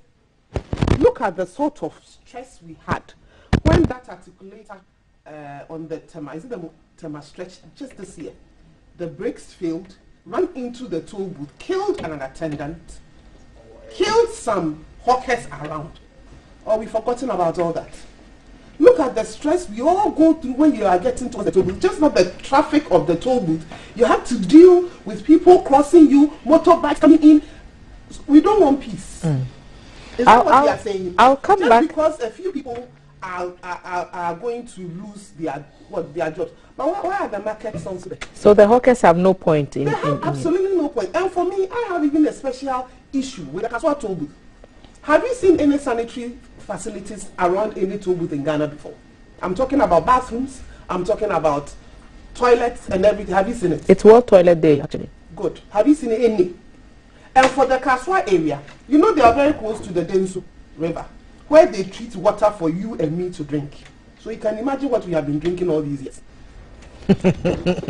Let me pick your thoughts, Ajwa, on the hawkers agitation and what we've even heard from the toll booth attendants. And they are saying, look, we are owed a certain amount in arrears, and so we want the booths to be brought back. You think it's going to come back. Ellen doesn't think so. But what has your impressions, or have your impressions changed since you listened to the comments that we've just witnessed from Pobiman? Well, first I will talk about the hawkers issue. You see, I'd like to create, let me talk about this scenario. When you have a pregnant woman, definitely at the end of the 9-month or the period, she is going to put to birth. You're going to have a baby that lives independent of the mother, right? And it's going to survive. That is what is supposed to be, okay? But you cannot say just because the baby is supposed to live independent of the mother, at 7 months or 6 months, you can rip the mother apart and pull out the baby and expect it to survive, just because the baby at the end of the day is supposed to be independent of the mother. We cannot dispute the fact that these hawkers has been part of our value chain. And the fact that they are there, the fact that they are not supposed to be there doesn't mean we should just remove them and then just throw them out and not care about how they are going to survive. Even though they are there illegally? How long have they been there? They've been there since. And we appear to have looked on whilst they perpetrated the wrong. Yes. Even, I think this morning I saw, I think, an interview with Honorable Matthew Poku-Prempe talking about the fact that the government perhaps should have given some time to these hawkers so that they will be able to move. You do not just pounce on people and destroy their source of income without giving them adequate time to devise an exit strategy. To me, I think it's fair. It's not fair. Hold it. I'll come back to pick you to let you finish that submission. I just want to shift our focus very quickly to another issue that's been on the table for a while now, concerning the MP for Medina and the whole back and forth he's embroiled in with the police and the impasse with Parliament and the Speaker denying the police access to him, according to what the police is saying in court. And so there's a lot of questions that people are asking.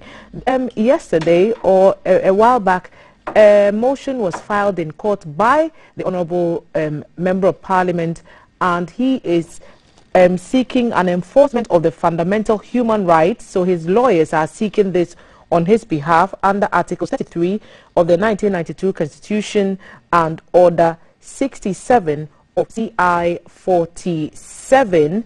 And lawyer Francis Xavier Sosu is joining us now on telephone. Lawyer Sosu, good morning.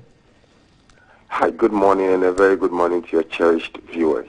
Honorable, the first question people have asked, are you back? We saw you in Parliament for the reading of the budget. Yes, please, I'm back. We were told you were away on parliamentary duties. That is correct. Yes. And now that you've returned, I'm seeing this motion seeking an enforcement of your fundamental human rights. You feel your rights have been violated. The letter is copied to the Registrar of the High Courts, the IGP, and is being served on the Attorney General's office at the Ministry of Justice. You believe your fundamental human rights have been infringed upon? That is correct, and it's not a letter. It's actually it's an originating motion. It has the powers of a regular writ of summons that is usually filed in court for particular remedies when anyone believes that he has a cause of action, and a cause of action is the existence of the right, the breach of which entitles an individual to some remedies. I believe that the conduct of the police in all the 2 attempts at arresting me violated my rights or would violate my rights or if allowed can amount to a violation of my rights. And I have actually made reference to a number of rights in that action, starting from the right to freedom of expression, freedom to participate in lawful assembly, and freedom to protest and demonstrate, and of course freedom of movement, and then security of the person, and so on and so forth. Multiple rights that I believe that the action of the police had actually violated, and also the right not to be subjected to unlawful arrest and malicious prosecution. I believe that everything that has happened, that's what it points to. And that is why, under Article 33 of the Constitution, you don't need to wait for that right to be violated before you go and complain. When you believe that the actions of a state actor is likely to violate those rights, you can apply to the Human Rights High Court for enforcement of those rights. The police service have had the opportunity to make a case that at that lawful demonstration that you refer to, some properties were hurt and lives were put in danger. And on those basis, as the person who wrote to the police to ask for clearance for that demonstration to happen, you should be made to assume responsibility for what actions and inactions happened on the day. Do you agree? Absolutely. And I will take full responsibility of anything that happened on the day of the demonstration, because I led the demonstration. In fact, I engaged police. I wrote to police. And I led the people through that demonstration. And I perfectly do agree. But you must understand that merely agreeing or accepting responsibility does not mean that even where there is no crime, you must subject yourself to criminal jurisdiction of the police. And that must be made very clear, because right from the beginning of the protest till its end, I believe that there was nothing criminal that warrants the kind of posturing that the police took. In the first place, every protest and demonstration would always amount to some level of obstruction.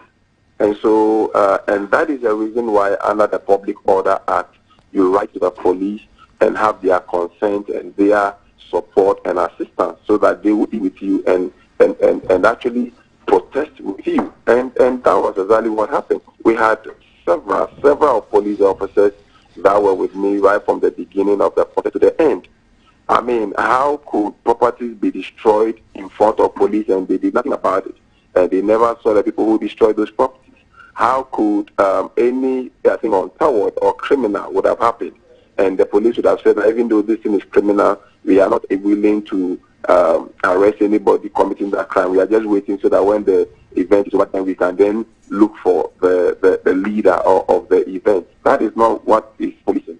And so, in my view, everything the police sought to do and whatever explanation they sought to give was an afterthought. Remember that when the first attempt at arresting failed, police went quiet. In fact, particularly after I cited the senior officers for contempt of parliament, and the matter was referred to the Privileges Committee, we were expecting that the police would do the needful, because the Privileges Committee of Parliament has the powers of the High Court. And so when the matter has been referred there, you would have come there so that all the issues that you really believe are what are the basis for their action, they would come and explain it to the Privileges Committee. And now that I've given my version also over there. They never did so. They went ahead to write, and when Speaker wrote back in response, then they came back on a Sunday during church service when I was still going around on my church tour after parliamentary duties to attempt to arrest me in the church. When that also failed, it was after that that they brought out a release, ostensibly to give a reason why they were actually trying to arrest me. For every ordinary Ghanaian, you cannot just get up and go and arrest them when you don't even tell them the reason for the arrest and read out their rights to them. And that was exactly what they sought to do on two separate occasions. And all of them amount to a violation of my rights, not even as a member of parliament, my rights as a citizen of Ghana. The police also made the comment or the allegation that, for example, you mentioned that some of the officers were around. They also made a case against a member of your personal security team and said that he drove recklessly. And again, I go back to my earlier point that since you fronted for that, any illegality that went on was supposed to be under your watch. And so they invited you to ask you questions, and all this happened. Now, the case went to Parliament, as you've said, and the communication was sent through the Speaker, and he came out to say you were unavailable on parliamentary duty. That response created a lot of fracas between the majority and the minority.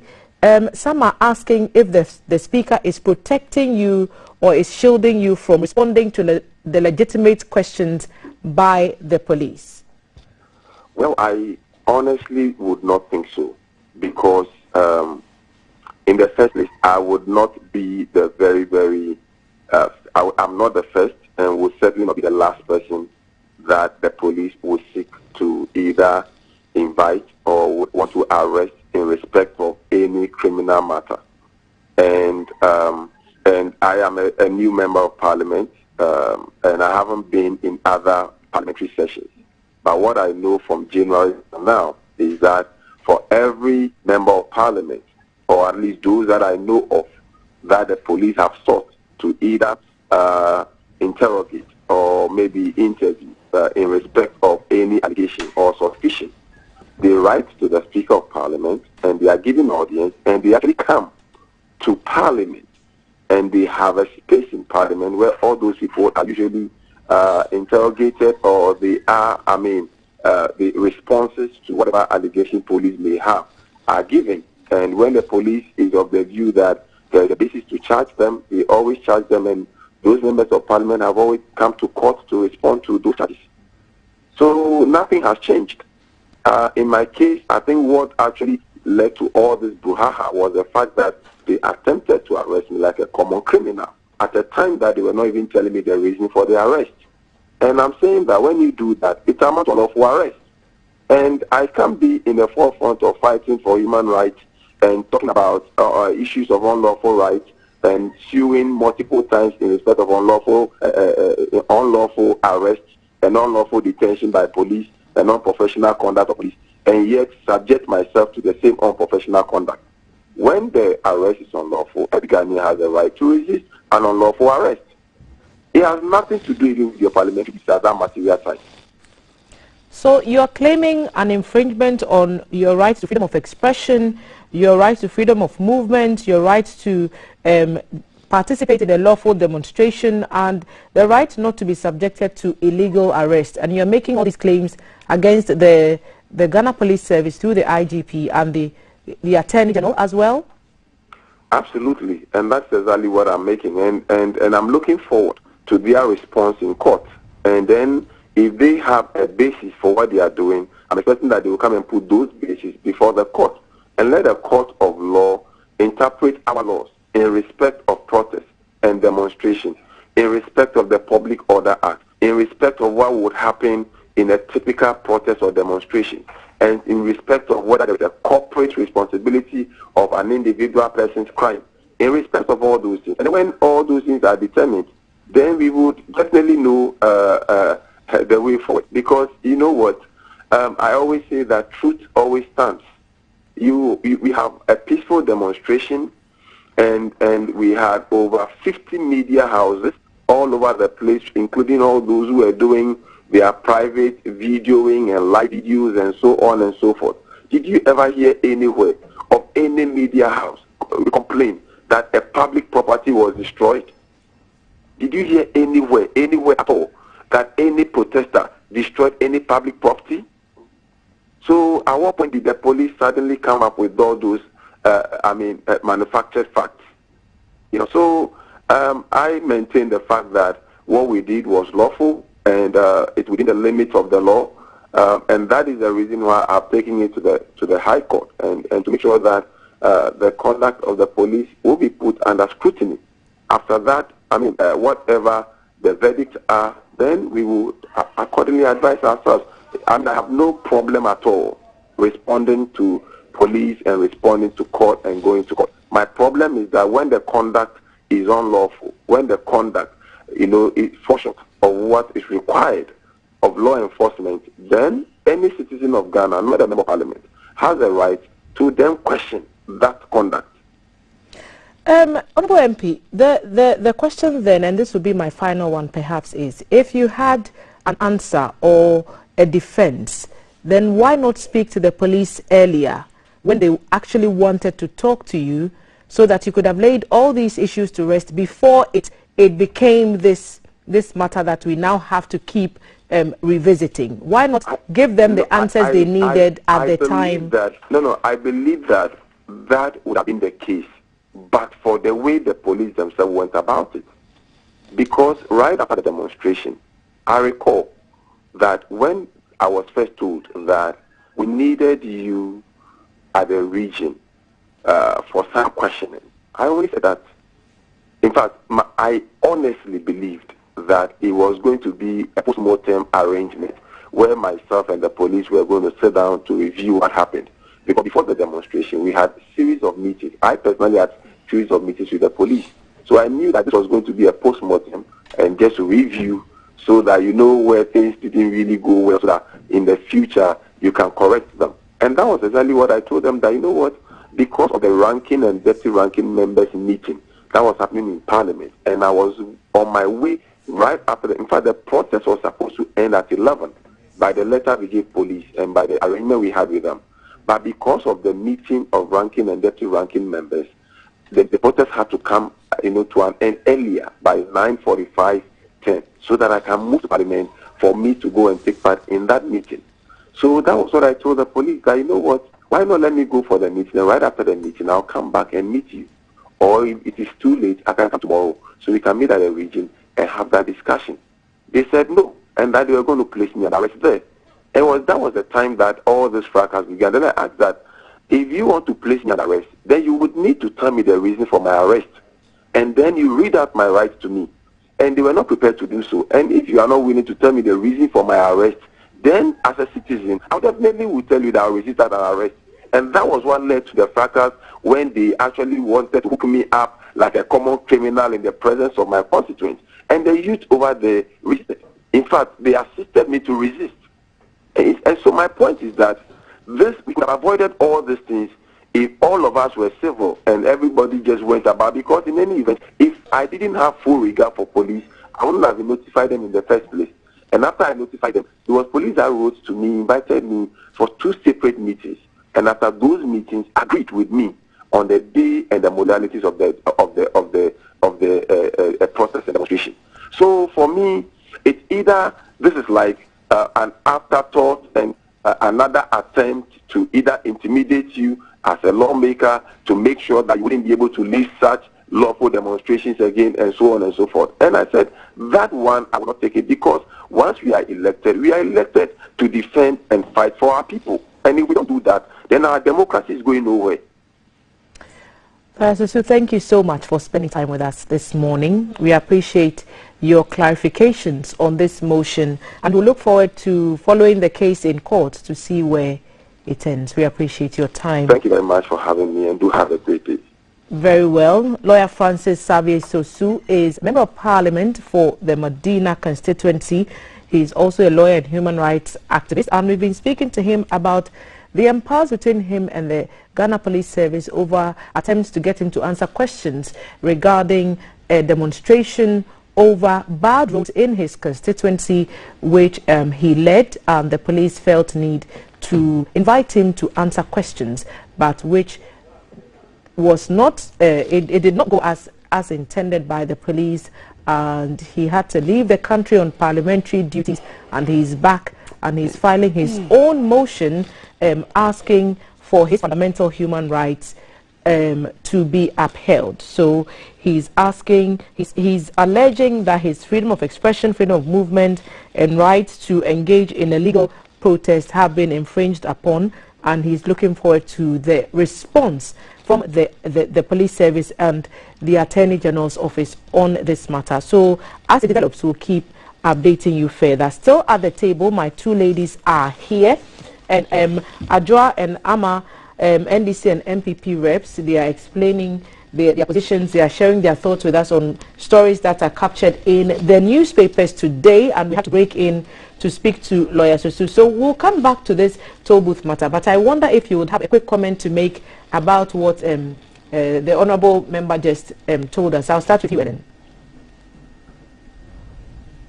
It's a court matter. Since he sent it to court, let the court decide. Okay. Any thoughts? Same? I think okay, so now let's go back to the issue that we were raising about hawkers at the toll booths, and you were saying that there is a mother-child relationship, and no matter how wrong the child is, the mother should, you know, always protect the child. That's the point you were making. No, I was just giving a scenario, okay, of a pregnant woman.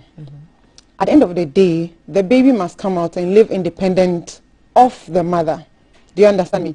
But you give it time. There are processes that it has to go through. You don't just rip the woman apart and just pull out the baby and expect that the baby survives just because it's supposed to, at the end of the day, live independent of the mother. And that's what I'm talking. Is in the same as, forgive me, I'm a science student, so it's the same as cancers, tumors. You do not just go in rough and just remove the tumor just because it's not supposed to be there. There are processes. You understand me? These are people's mothers. These are people's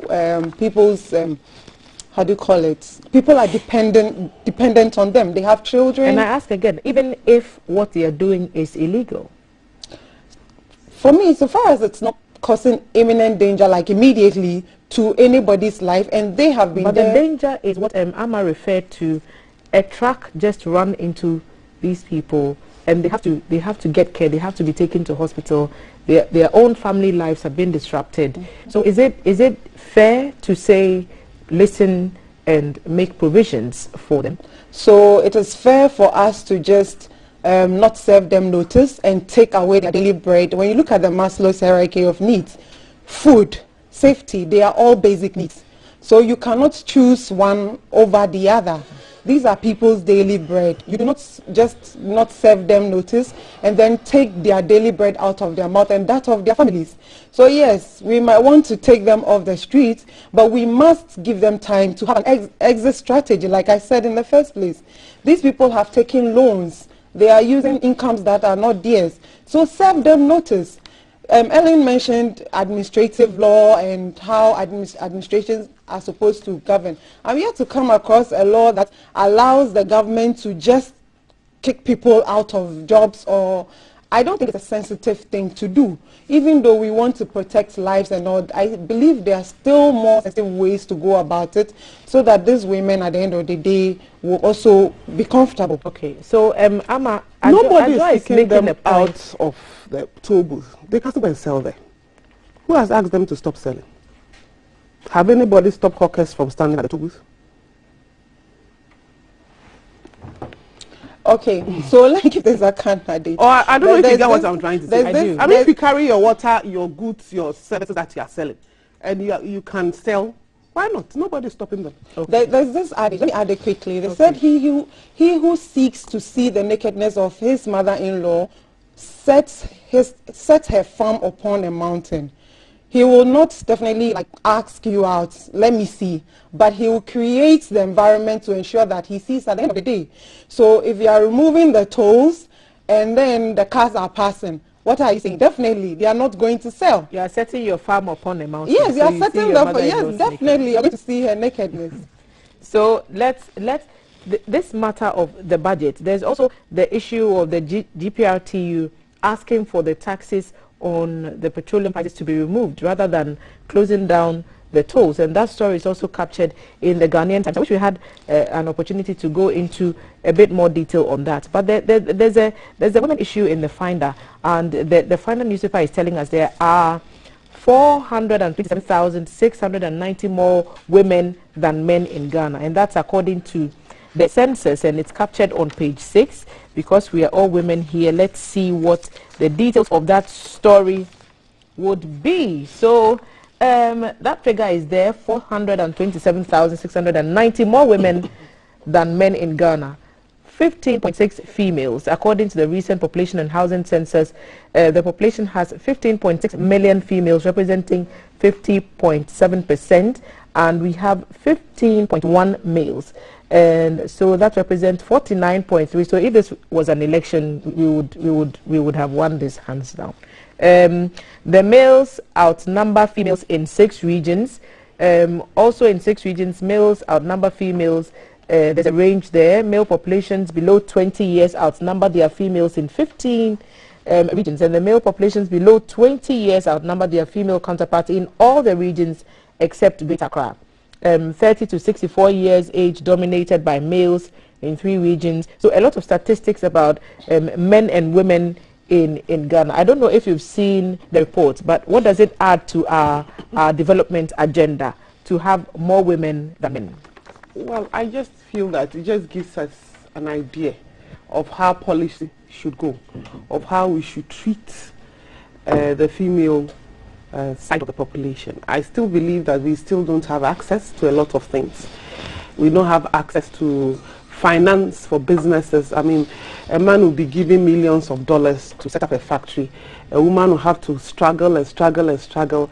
One of the things that I found very archaic in my business is going for a loan, and you are being asked whether you are married and whether you are living, you know, for the women. I mean, are you living with your husband? Do they ask the men the same questions? You know, things like that. It's as if a woman does not have the capacity and so women are held to a different standard. We are held to different standards in everything. Fashion, societal behavior, how you even talk. For those of us in politics, it's even extra difficult. So I'm just hoping that the statistics will give all of us the space and the energy to treat the women more fairly and give us more opportunity in everything. Give women more opportunity. Is that a thought you share, Ajwa?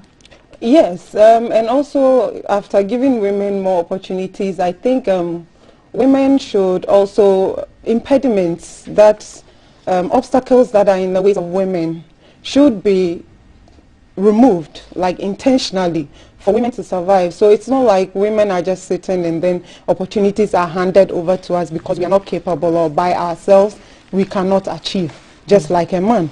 But the impediments in our way should be removed so that women can also, I mean, make their mark. I'm sure that's, I mean, that's, we have that's more than where 50%. So imagine 50.7%. Imagine so if we're all and now try to win in a presidential and parliamentary election in Ghana now. It will not happen. Well, the women themselves will not vote for a woman. How many of us are prepared to vote for a woman presidential candidate? I disagree. I would vote for a woman president. Yes, that is yes, you. I am a modern woman. I'm talking about the whole... I'm a modern woman, and there are millions of me out there, millions, a lot of us. And you would see from the population and housing census that there are a lot of young people. Yes, we are a young population. So definitely, there are millions of young people who would vote for women in position, especially when women have proven to be more competent and be more trustworthy when it comes to being in position. And we've seen that in many countries where women are presidents. So definitely, we will vote. And I would like to believe that although we are a developing country, the population in Ghana is, I mean, open-minded to that level to vote for a woman. She's welcome. She just got in. She'll see it as the years go. But we need to do a lot of work to get everybody on board. As much as we have a young generation, how many of those young people would even go out and vote? How many would even write their names so that when it's time for voting, they will vote? We need to do a lot of education. Sometimes you come in and you feel like, oh, because we're a young generation, everybody will think like you. They do not think like us. When push comes to shove, that is when you really see the societal, issues coming up.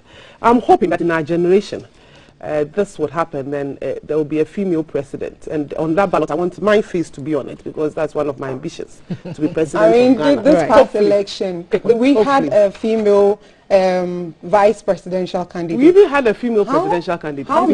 How many people came out to vote and support the female vice presidential candidate? Because the female vice presidential candidate face was not on the ballot. And we even had a presidential but there were so many women. The CPP women. I recall comments from people like The Daily Graphic is headlining a story on decongesting prisons, and alternative bills are to go to Parliament. The Attorney General is telling us that 2 bills. So there is the plea bargaining bill and the alternative sentencing bill that will go to Parliament, and it's all meant to reduce the number of people who end up being sent to prison. So a plea bargain, for example, would give the opportunity to anyone who had been arrested and is about to be tried to make a plea and say, you know what, I'll admit my guilt for offense A, offense B, and I'll tell you the names of the other people who did A, B, or C in exchange for a reduced sentence or in exchange for another form of punishment. And then the other one, which is the non-custodial sentencing, would also provide an opportunity. I think we've spoken about community service at this table before. So not every crime needs to be to lead the person to prison. There should be alternatives. Is what the 2 bills will seek to push before Parliament. And if passed, that's what the situation would be. What are your thoughts on this? I'll start with you, Adjoa. Well, I think there's something similar in the Criminal and Offences Act of 1962. But with that, I think you would have to tell, maybe if you were planning to commit a crime and then you decided that you were not going to commit the crime and then you came back to report and tell everything, then you will be taken out of but not after you have committed. Not after you have committed it. So if there is a bill, I believe research has gone into this, and I believe it's because it's going to ensure that we solve many more cases. Yes. And decongest the prisons. Do you think that goal would be achieved with if these bills are passed into law? I have always held it that our prisons are not fit for purpose. They do not serve anybody any good. Prisons are supposed to be a rehabilitation center, and I say so because I have had some opportunities to be on certain researches where we go to prisons and other psychiatric hospitals and all. The prisons are not serving their purposes. At the end of the day, when you're put into prison, we are targeting at your behavior. We are hoping that your behavior is reformed. Yes, and then you are successfully reintegrated into society. But looking at what is happening now, it is not working. Right. Let me pick Ellen's thought on this and then we go. I have said that we need a total overhaul of our Criminal Offences Act. And I know a lot of effort has gone into it, into getting it done.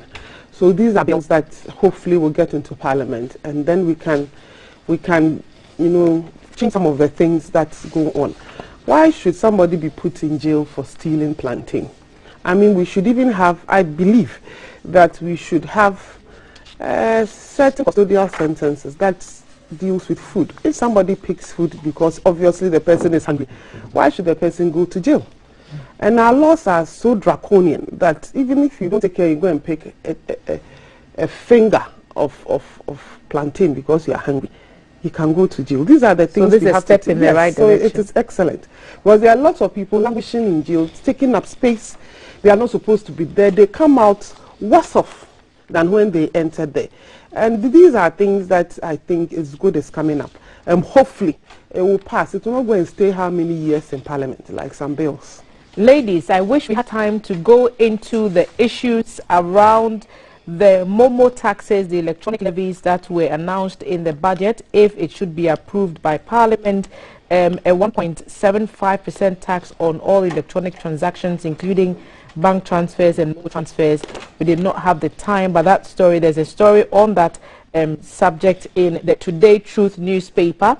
The Finder is carrying a story on 87% of MSME owners who don't trust the justice system, and it's a CDD survey conducted in 3 regions, and that's the revelation that was made. Of course, we've talked about the more women in men according to the population and housing census, and the Bank of Ghana saying that 4,051 jobs were advertised in August, which is an increase of 72%. We did not have time, but you can find time to read those papers and get details of those stories.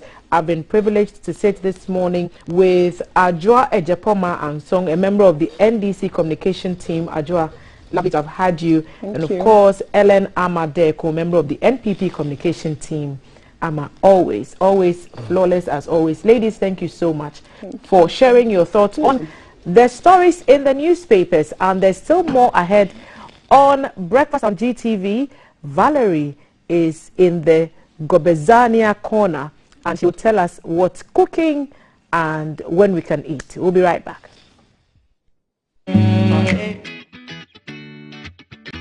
Coming live from the capital, this is the Breakfast Show.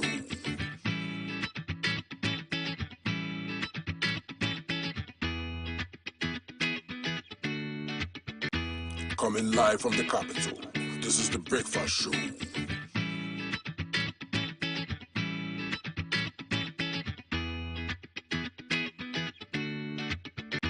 Coming live from the capital, this is the Breakfast Show.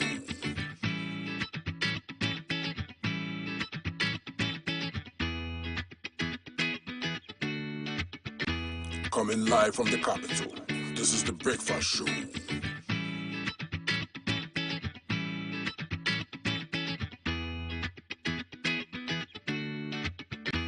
Coming live from the capital, this is the Breakfast Show.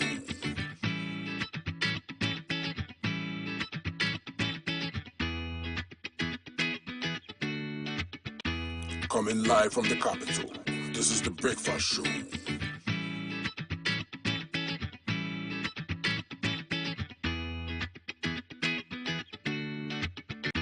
Coming live from the capital, this is the Breakfast Show.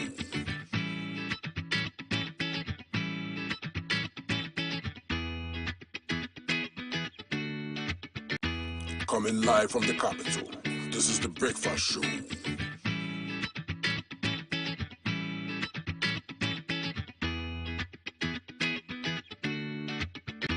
Coming live from the capital, this is the Breakfast Show.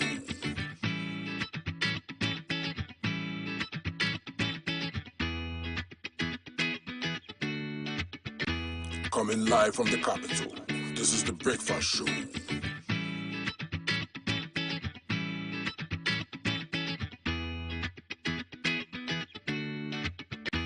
Coming live from the capital, this is the Breakfast Show.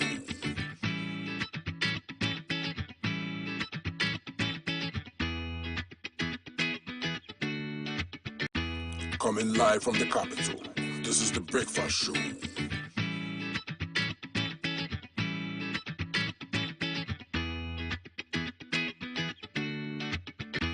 Coming live from the capital, this is the Breakfast Show.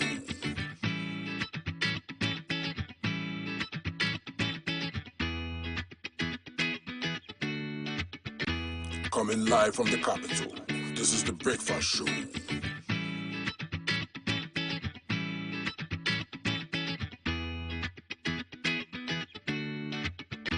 Coming live from the capital, this is the Breakfast Show.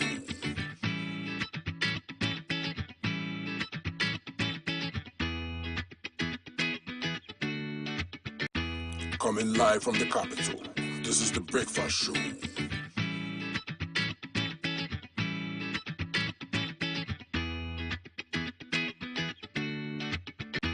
Coming live from the capital, this is the Breakfast Show.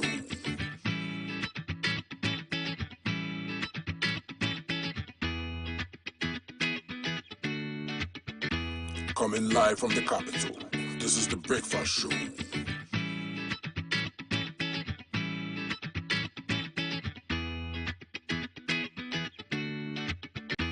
Coming live from the capital, this is the Breakfast Show.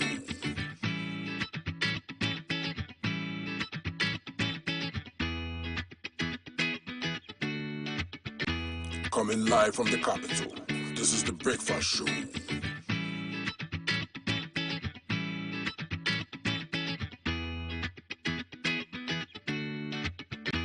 Coming live from the capital, this is the Breakfast Show.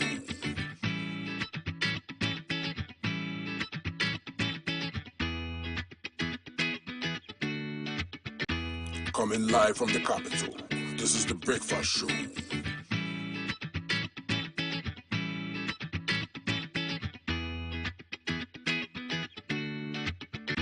Coming live from the capital, this is the Breakfast Show.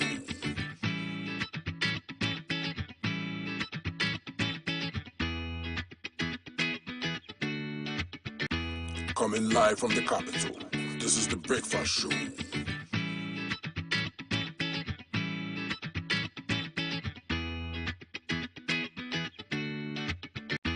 Coming live from the capital, this is the Breakfast Show.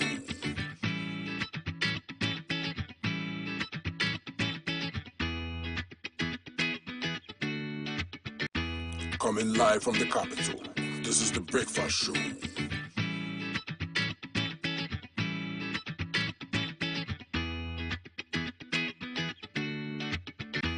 Coming live from the capital, this is the Breakfast Show.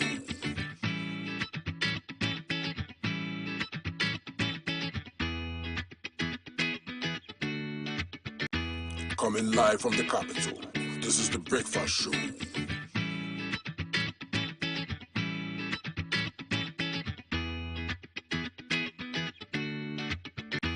Coming live from the capital, this is the Breakfast Show.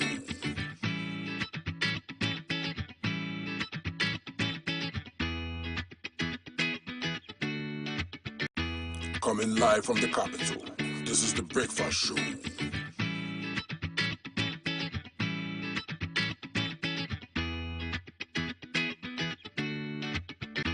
Coming live from the capital, this is the Breakfast Show.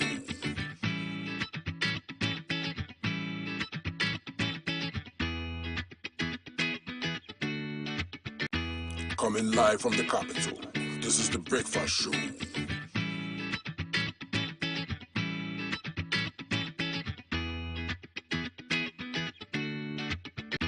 Coming live from the capital, this is the Breakfast Show.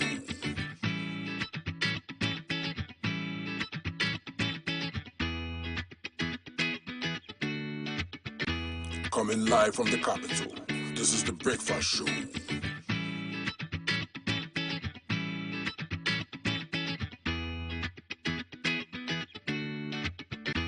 Coming live from the capital, this is the Breakfast Show.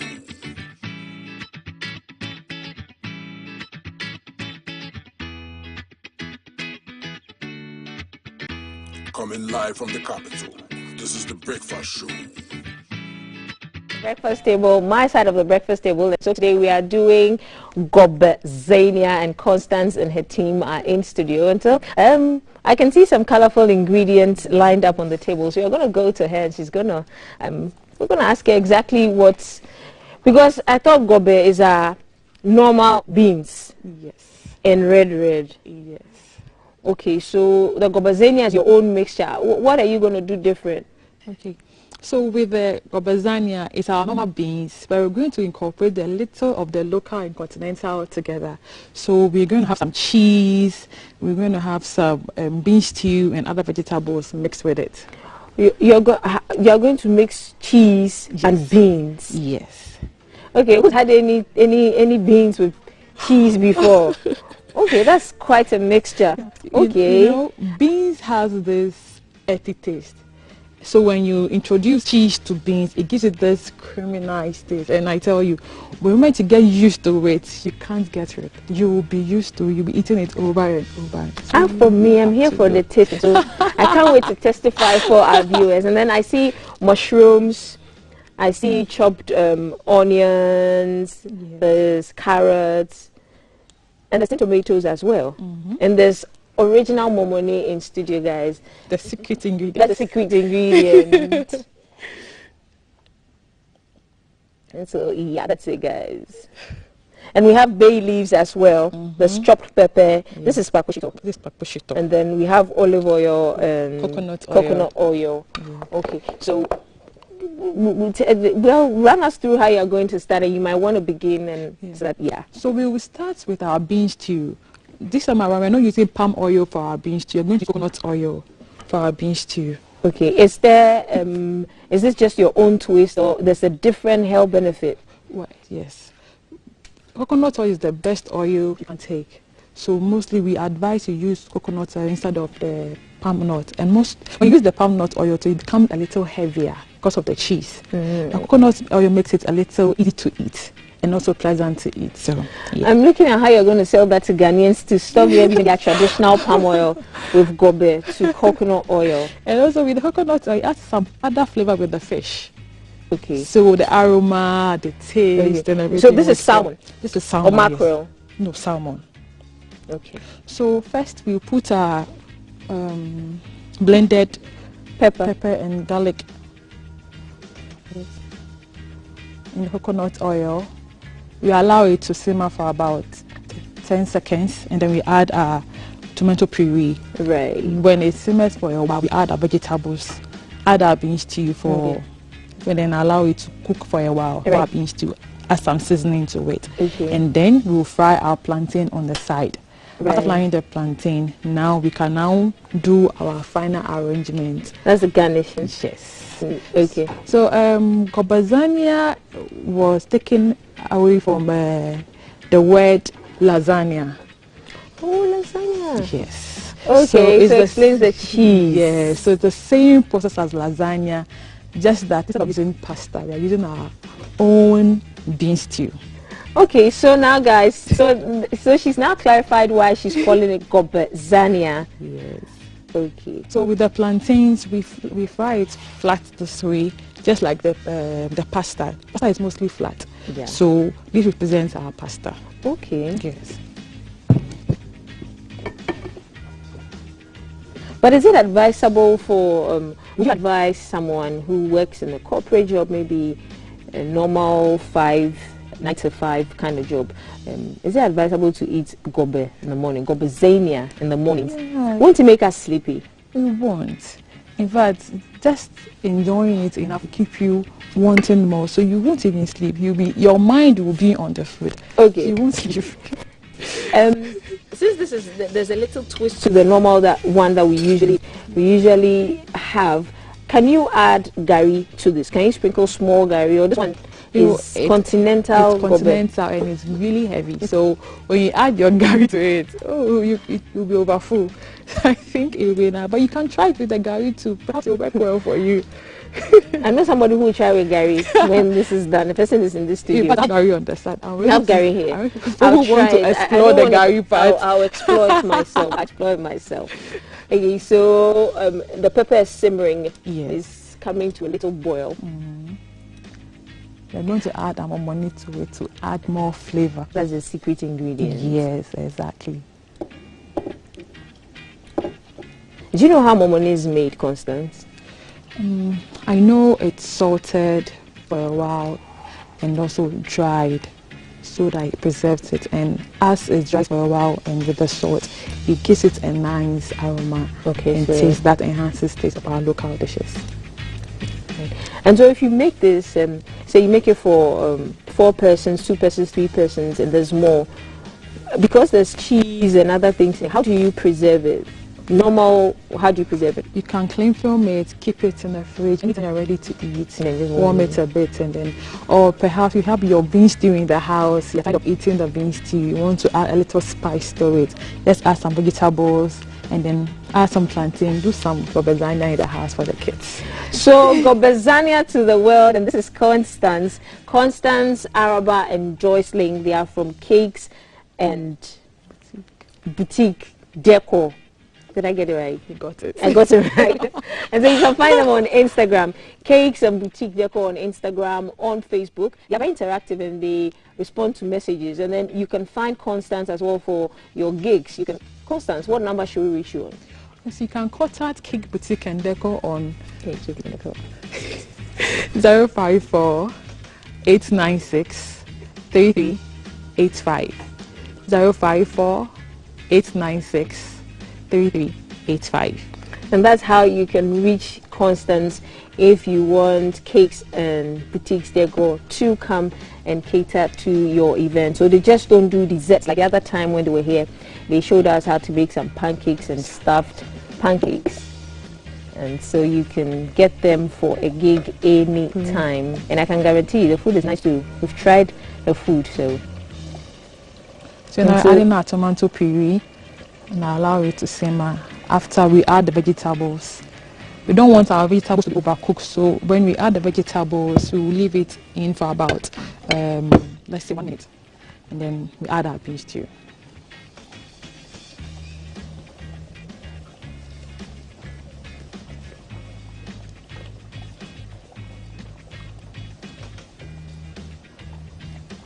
So you can add you can choose to add some meat to it. Constance, how much would you need to put up a meal, gobezania, for 4 people? How much would you need? When you have about, depends on how rich you want it. Depends on how rich you want your gobezania to be. Yes, if you are like Auntie Araba who likes sweet stuff, she would like to add meat, chicken. It's a fancy blood now. Araba, rich. Yeah. Auntie Araba, we use about 200 cedis to prepare this. But if you want to go low and you want to just manage and eat something nutritious, if you have about 100 cedis, you can get a nice line. You said if you want to go low. Did you hear the communication minister say that if you're able to afford to sell somebody 100 Ghana cedis a day, you are not broke. You are not poor. Please change your words. No, 100 cedis is too much. You're a rich person if you can sell 100 cedis. For people. Okay, so do you think chop money from our spouses, do you think is outmoded? Is it still necessary, Constance? Personal views. It's very necessary. It's necessary. It's necessary. In fact, it enhances us to do more. When you hear chop money, you get the zeal to cook. You see, it is a motivational factor. Araba, how about you? How about you, Araba? Chop money. Is it necessary or it's outmoded? It's necessary. See, and then how about you, Jocelyn? What do you think? It's very necessary. See, this conversation, if you ask every woman, they're going to say that chop money is not outmoded. And so we are going to be crossing cameras where my senior King Calf is already sitting down and he's going to be talking. I mean, the phone lines are open. We are interactive on all our social media handles as well. We want to know if giving out chop money from our spouses, if it's outmoded or it's still necessary. That's the conversation to follow, and the hashtag to follow is GTV Breakfast on all our social media handles. We are streaming live on Facebook and YouTube as the Ghana Broadcasting Corporation. YouTube is GBC Online and Twitter is the GBC Ghana. And so we encourage you to go on there and share our stuff, share our pages and share our content, because when you share our content from those verified accounts, it is truly GBC content. And so we are about to take a break. Kaf is ready to sit down with our guy Kelly. He's in the house and we're going to talk money. The hashtag to follow is GTV Breakfast. Later on the lifestyle segment, I'm having a singer. Her name is Equia Val to the world, and she's going to tell us what Ghanaians should expect from her corner when it comes to music. She's actually a corporate lady as well, so that's what to expect. We take a quick break.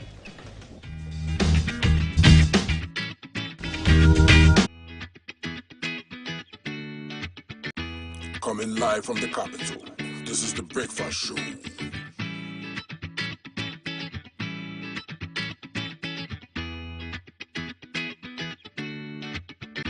Coming live from the capital. This is the Breakfast Show.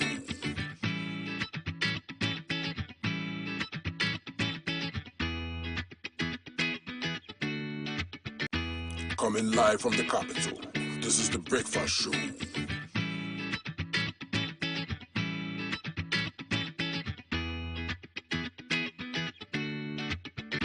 Coming live from the capital. This is the Breakfast Show.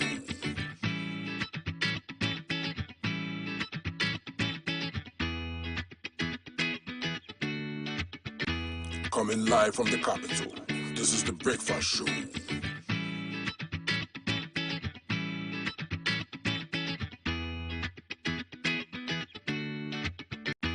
Coming live from the capital. This is the Breakfast Show.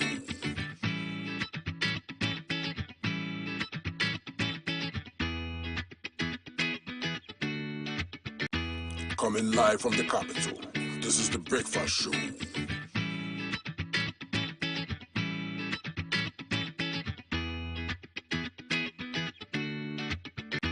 Coming live from the capital. This is the Breakfast Show.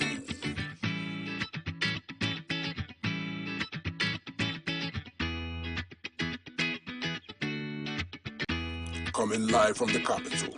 This is the Breakfast Show.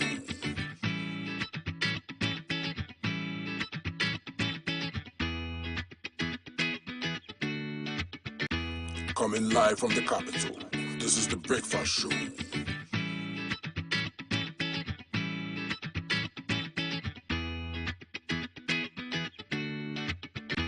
Coming live from the capital. This is the Breakfast Show.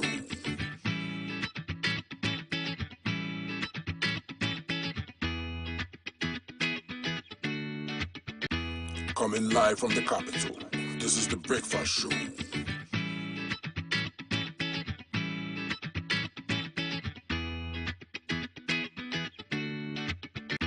Coming live from the capital. This is the Breakfast Show.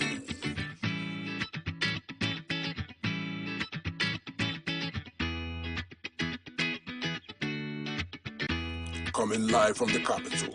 This is the Breakfast Show.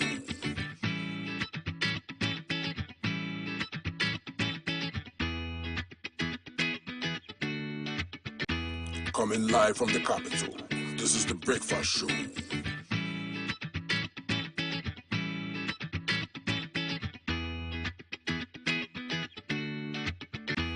Coming live from the capital. This is the Breakfast Show.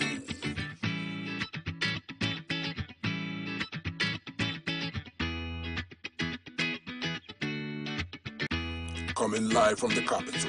This is the Breakfast Show.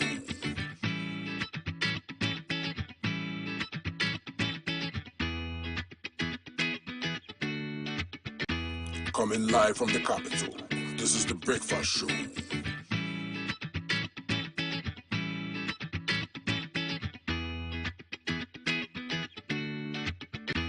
Coming live from the capital. This is the Breakfast Show.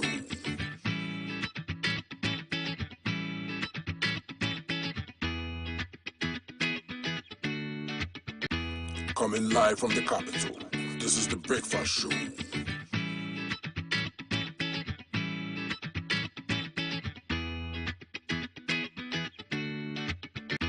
Coming live from the capital.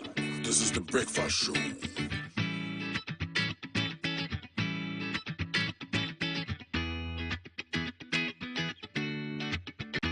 Coming live from the capital.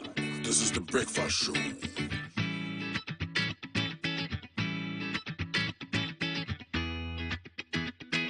Welcome. And so from the Gobazania breakfast table, I'm back in the yellow couch and I'm spending it with another Val, guys. I have somebody called Val, so now I can also say that I can associate myself with a musician. Her name is Equia Val. She's a corporate woman. She's a mom. We're going to find out what she intends to, what's special about her, what she can look out for. And so be my guest as we get to find out who Equia Val is. Welcome to the studio, beautiful woman. Thank Thank you. I think it's something with the vowels. It has to be with the vowels. Then it's a blessing, Abby. Oh. I tap into it. Okay. So, mom, musician, corporate woman, 3 in 1. How do you merge these? I would just say that I have a goal and I just focus on it. That's what keeps me going, because it's not easy. It's not. Having to take care of my daughter effectively, well, properly, and then having to give 100 when I go to work at Bost, and then having to also give 100 when I do the She works at Bost, guys. So after this, can I get some fuel coupons? I should wait. Yes, I should wait. I'll send you some. Cool. All right, cool. Okay, so it's difficult to, okay, so for instance, run us through your day. For instance, today, you had to get here pretty early. So what was it like? Okay, so I wake up early every day still, because I have to get my daughter ready for school as well, aside getting ready for work. So it was just like any other day. I had to wake up early. We were up by 5, dressed up, did everything. We left the house by 6:45, but there was traffic, and then we had a little car trouble, so that's why we were a little bit, late. But normally I get up, dress my daughter up, take her to school first, then I go to work. Basically, your day is a hassle from morning till evening. Yes, and then when I'm done with work, I come back to the house and then continue with music. So if I have to go to the studio, sometimes I have to go for an interview, sometimes I have to do a dance rehearsal. It depends. So that's how my day goes every day. Amazing stuff. So you have 3 songs. First song is Kilo She. Kilo Nshele. Kilo Nshele. Yes. Right. Why Kilo Nshele, and what does it mean? Kilo Nshele means what they go on. What they go on. We're going to play the video soon. What they go on. Or if you want to ask somebody what's the problem, like then Kilo Nshele. So Kilo Nshele, then it goes. What language is that? It's Yoruba. Yoruba. Yeah. What would you call your kind of music, Val? Actually, I would call it Afro R&B, because my background is R&B. That's what I've loved since I was a kid, since I started doing music. I have done other genres, but R&B is like my favorite. So I just incorporated with the Afro, because I'm Ghanaian. Afro is our kind of music. Right. So. Let's have you do the chorus. Okay, that's the Kilo Nshele is playing. Yeah. So let's have you do a little something so that Ghanaians have a feel of who Akua Val is before you talk proper music with us. Kilo Nshele, baby, tell me what be the matter. Kilo Nshele, baby, tell me what be the matter. Yeah, be samadiachi, yeah, be waso ya home. And I dream one down my baby, hold me all night long. Amazing vocals, Val. Amazing. And the second one is? The second one is Jaime. Did you feature anyone? I featured someone in Kilo Nshele, but not Jaime. Okay. Jaime was just me. Okay. So Jaime, was it inspired by personal reasons or social issues? Why Jaime? Actually, personal reasons. I had been in a relationship where I wasn't too sure about where I was standing. I felt like I was more into the relationship than the person, and so basically it's asking the person that are you into me? If you're not, let me be, because you are destroying me for the next person. Yes. Simple as that. Let's have the chorus of Jaime. Jaime maminko all day, men say me. Jaime maminko, Jaime maminko all day, men say me, men say me. Jaime maminko. Oh. So guys, this is Akua Val in person, and we are getting to know her. Would you call yourself an already made artist, a rising artist, upcoming artist? How would you call yourself? I would call myself a rising artist, because as much as I feel like I have arrived, I still feel like people are getting to know who I am. Right. Yes, and it will get to a time where I don't have to explain who I am anymore, and that's when I'll know that the hustle is paying off. Yes, so I'm rising. Right, and so we are going to take a quick break on one of your videos, Bao. Okay, and that's coming up now. I'm holding on to all. Coming live from the capital. This is the Breakfast Show.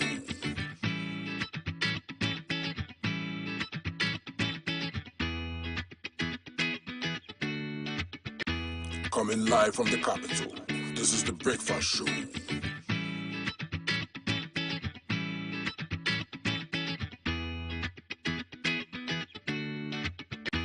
Coming live from the capital. This is the Breakfast Show.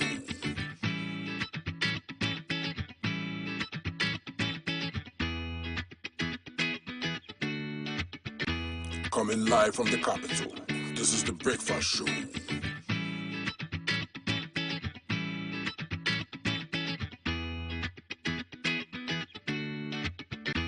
Coming live from the capital. This is the Breakfast Show.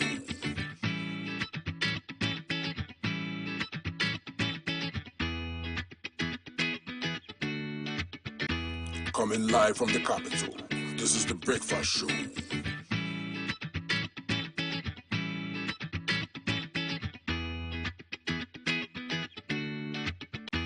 Coming live from the capital. This is the Breakfast Show.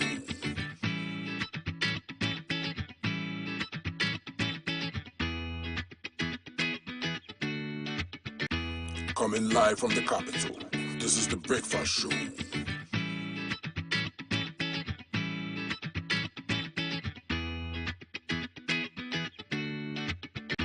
Coming live from the capital.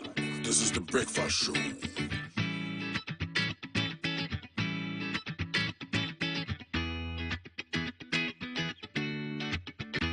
Coming live from the capital. This is the Breakfast Show. Okay, so Equia Val to the world. Equia, what's your real name? Valentina Equia Adesi. Okay, and how long have you been around professionally as a musician? I would say a really long time, over 10 years.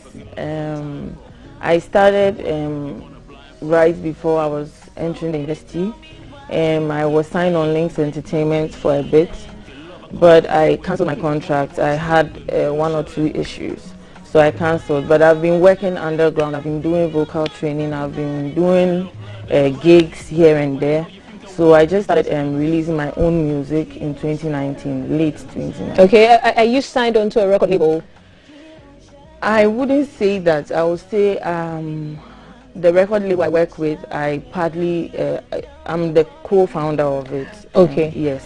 So I don't know how you would put it, whether I'm an independent artist, stroke producer, or I don't know, but I work with the record label, which is our own record label. And that's what? Trap City Entertainment. Well, I wish we had more time, because we hardly have people who come on here, artists who actually own their own labels.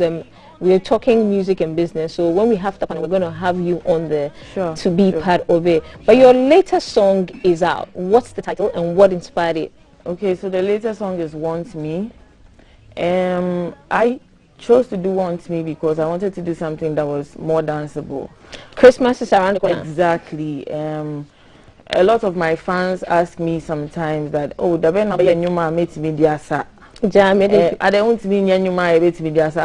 remember you even said something like that. You yourself, you asked me like, wow, so that was really the inspiration. I wanted to do something for my fans. And so this is here. Yeah. But people want to know, you are mixed race, full Ghanaian, half Ghanaian, half what's your? My mom is from Belarus. Okay. So I'm half Belarusian. Yeah. Okay, so for those of you asking, Val said it, she's half Belarusian. And so we are going to take a quick break on Want Me. Equia Val's latest song is Want Me. It's on all streaming platforms. So you have to sing Want Me, Equia Val. You have to do the chorus of Want Me, and then we go for a break. Okay. I want you to want me, want me, want me, want me, want me. I want you to want me all night long. Oh baby, want me, want me, want me, want me, want me. I want you to want me all night long. Who, Miss Val? See, we are hard pressed for time. We are talking about money, and so lots of people want that time too. Do you think chop money from our spouses, is it necessary or is outmoded? Personally, I don't wait for someone to give chop money before I do something. So it depends on the relationship. If the guy wants to give the woman chop money and the woman will take it, why not? Me personally, if you give me money, I'll take. But you won't go asking for it. That's another. This is a different angle we've got this morning. Yeah, I won't go asking for it. But if you give me money, then I'll take. Okay. Where do we find you here on social media? So you can find me on all the social media handles. Instagram is Ekuaval, Twitter is Ekuaval1, Facebook is Ekuaval. What have you mentioned? Instagram and Twitter, Facebook, yeah, and YouTube is Ekuaval. And where do we find your music? It's Ekuaval1. Ekuaval on TikTok. Yeah. Ekuaval1. Yeah. And where do we find your music? On which app? You find it on YouTube. You find it anywhere. If you do a TikTok video and you want my music, you find my music on TikTok. So it's everywhere. Ekuaval on all platforms. So there's a message from one of our viewers, and he says, my crush right there, tell her never to give up and love to work with her, and she should join Musiga. This is from Togbe, Ghana. Thank you. Thank you, Togbe. Thank you so and much. so join Musiga. Are you a member of Musiga? Not yet, but I intend to. So. We'll have you in for a longer conversation. And so we've been speaking with Ekuaval. She is an artist. Her new song is out. Want Me is on all streaming platforms, so look out for her on all social media platforms. Ekuaval, and share her stuff and share her music so that together we promote proper Ghanaian content. The hashtag to follow is GTV Breakfast. We'll take a quick break.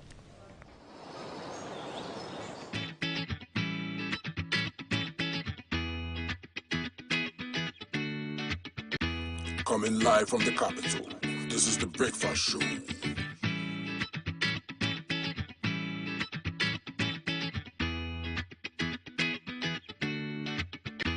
Coming live from the capital, this is the Breakfast Show.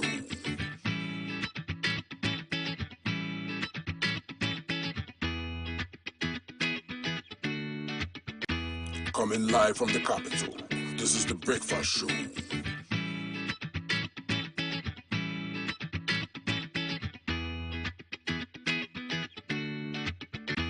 Coming live from the capital, this is the Breakfast Show.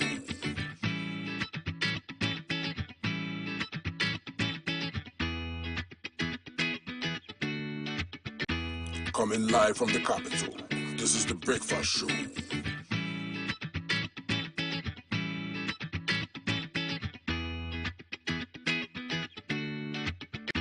Coming live from the capital, this is the Breakfast Show.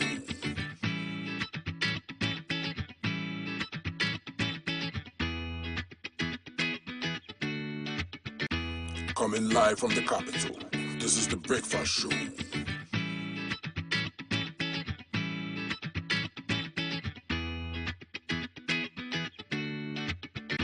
Coming live from the capital, this is the Breakfast Show.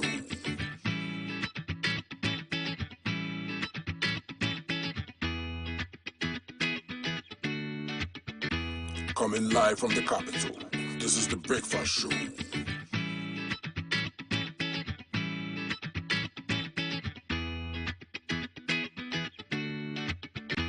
Coming live from the capital, this is the Breakfast Show.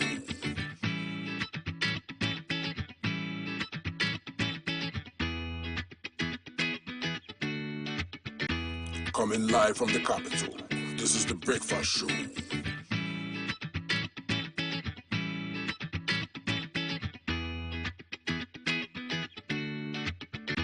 Coming live from the capital, this is the Breakfast Show.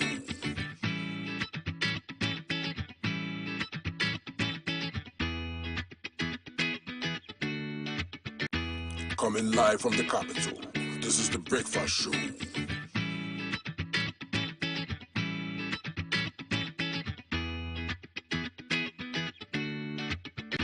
Coming live from the capital, this is the Breakfast Show.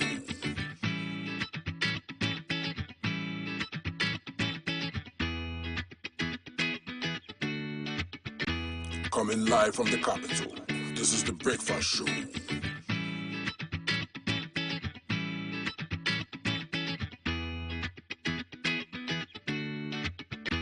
Coming live from the capital. This is the breakfast show.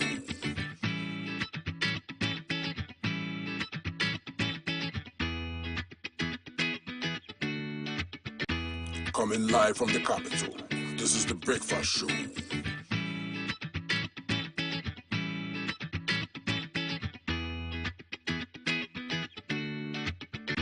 Coming live from the capital. This is the breakfast show.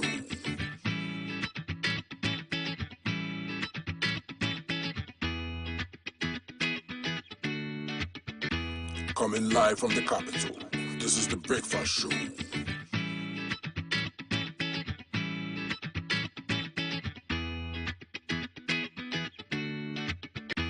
Coming live from the capital. This is the breakfast show.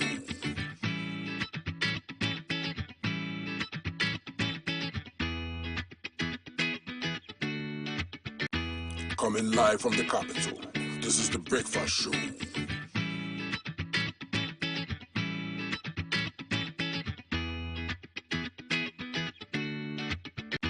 Coming live from the capital. This is the breakfast show.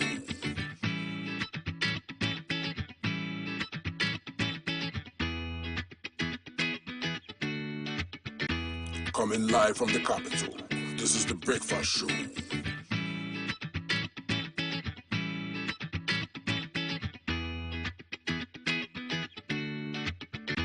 Coming live from the capital. This is the breakfast show.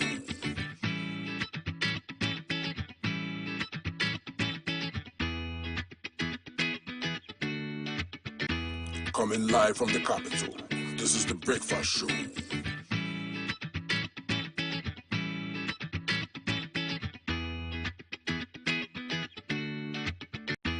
Coming live from the capital. This is the breakfast show.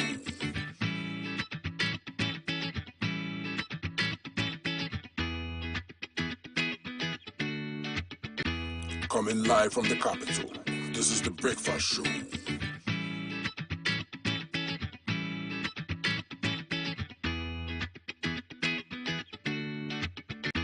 Coming live from the capital.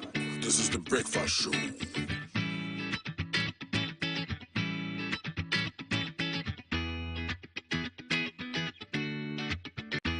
Coming live from the capital. This is the breakfast show.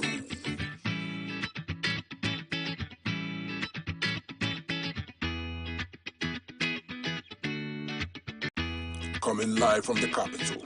This is the breakfast show.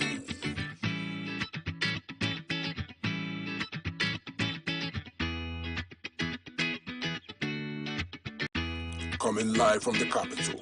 This is the breakfast show.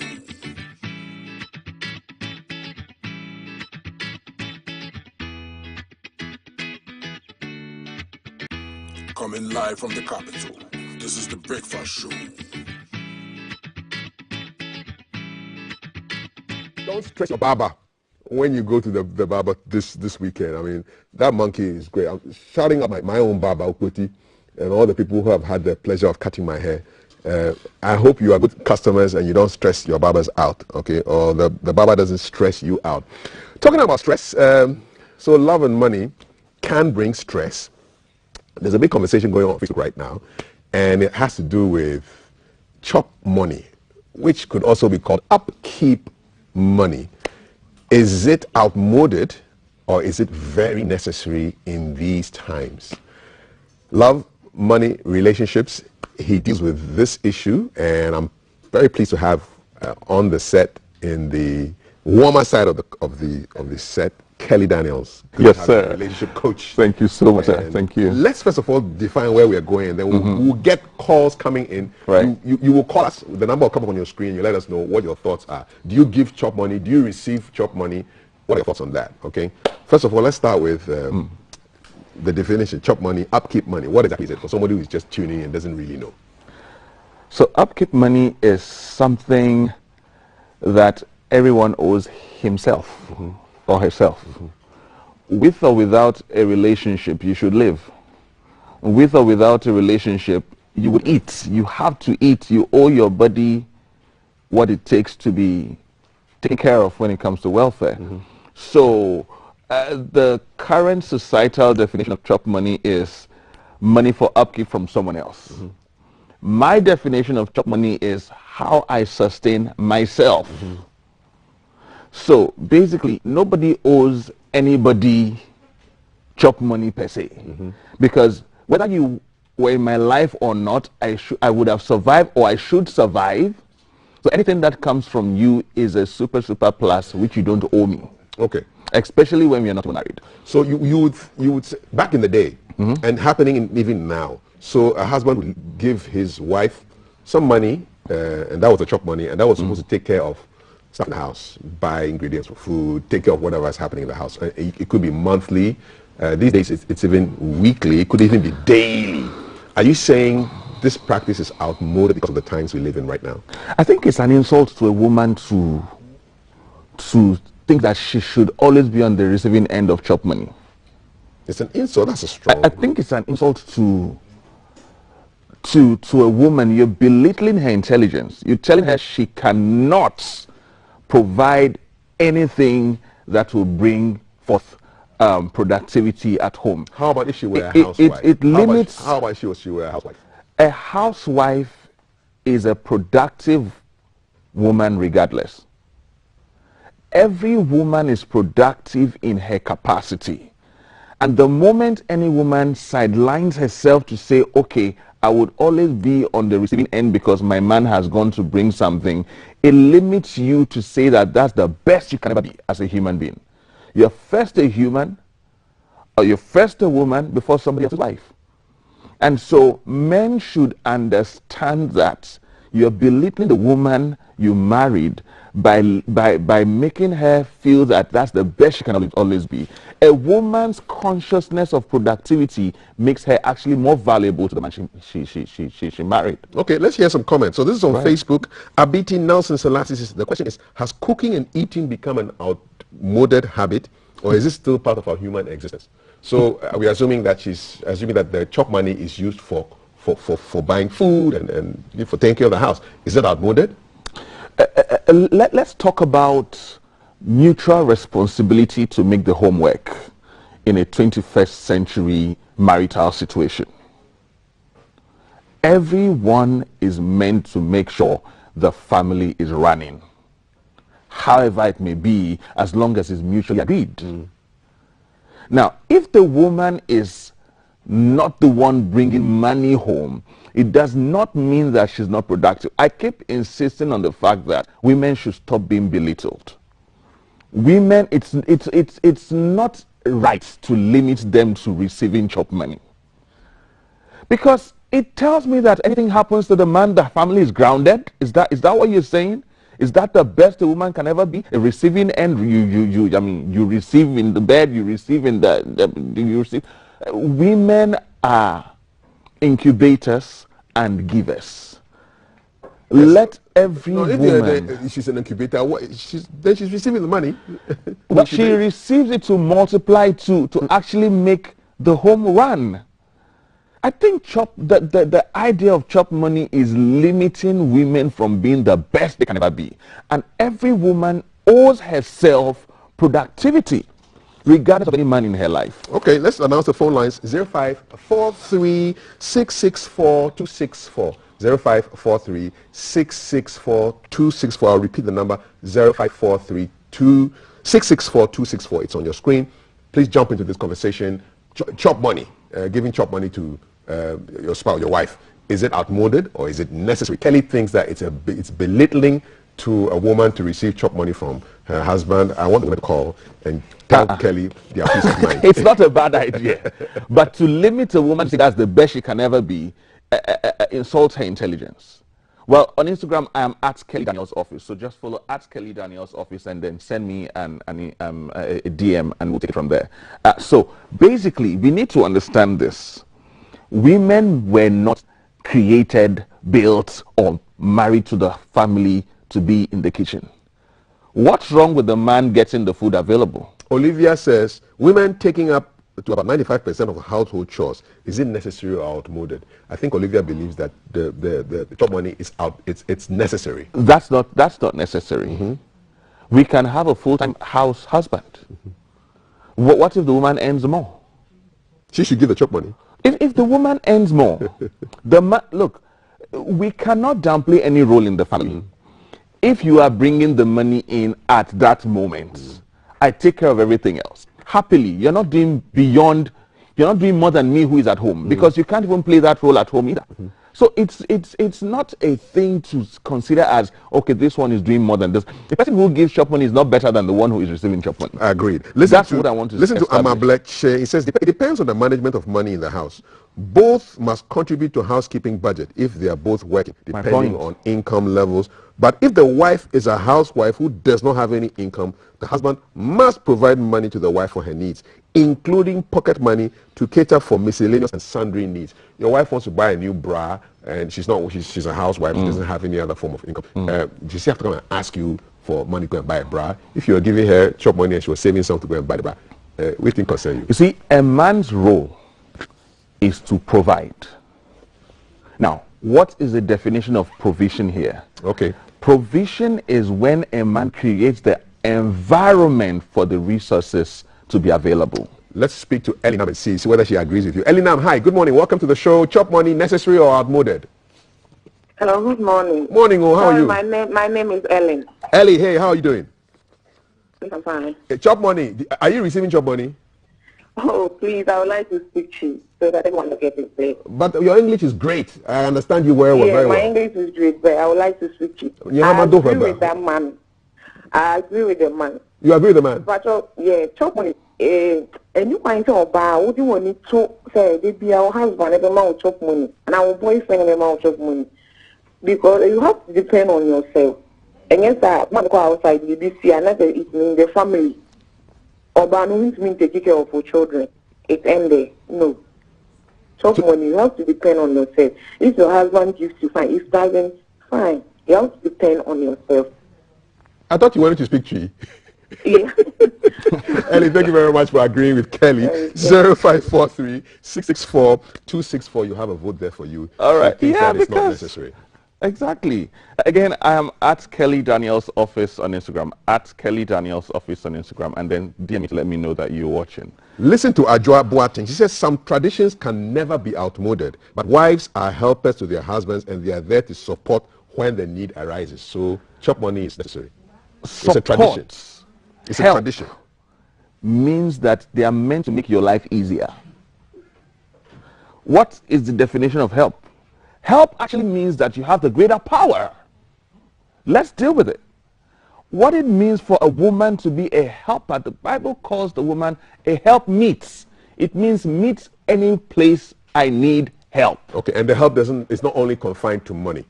It's all round. As long as you make my life comfortable, and I lead you. Now the man is supposed to lead, so I lead you at the path of comfortability, while you help me at the path of comfortability. All right, it's meant to be a mutual thing. All right, 0543-664-264. Bridget is on the line. Bridget, good morning. Hello, good morning. Bridget, good morning. Oh, chop money, necessary or outmoded? It is not outmoded. Let me explain. I agree with the man at the studio. I agree with the man at the studio, okay?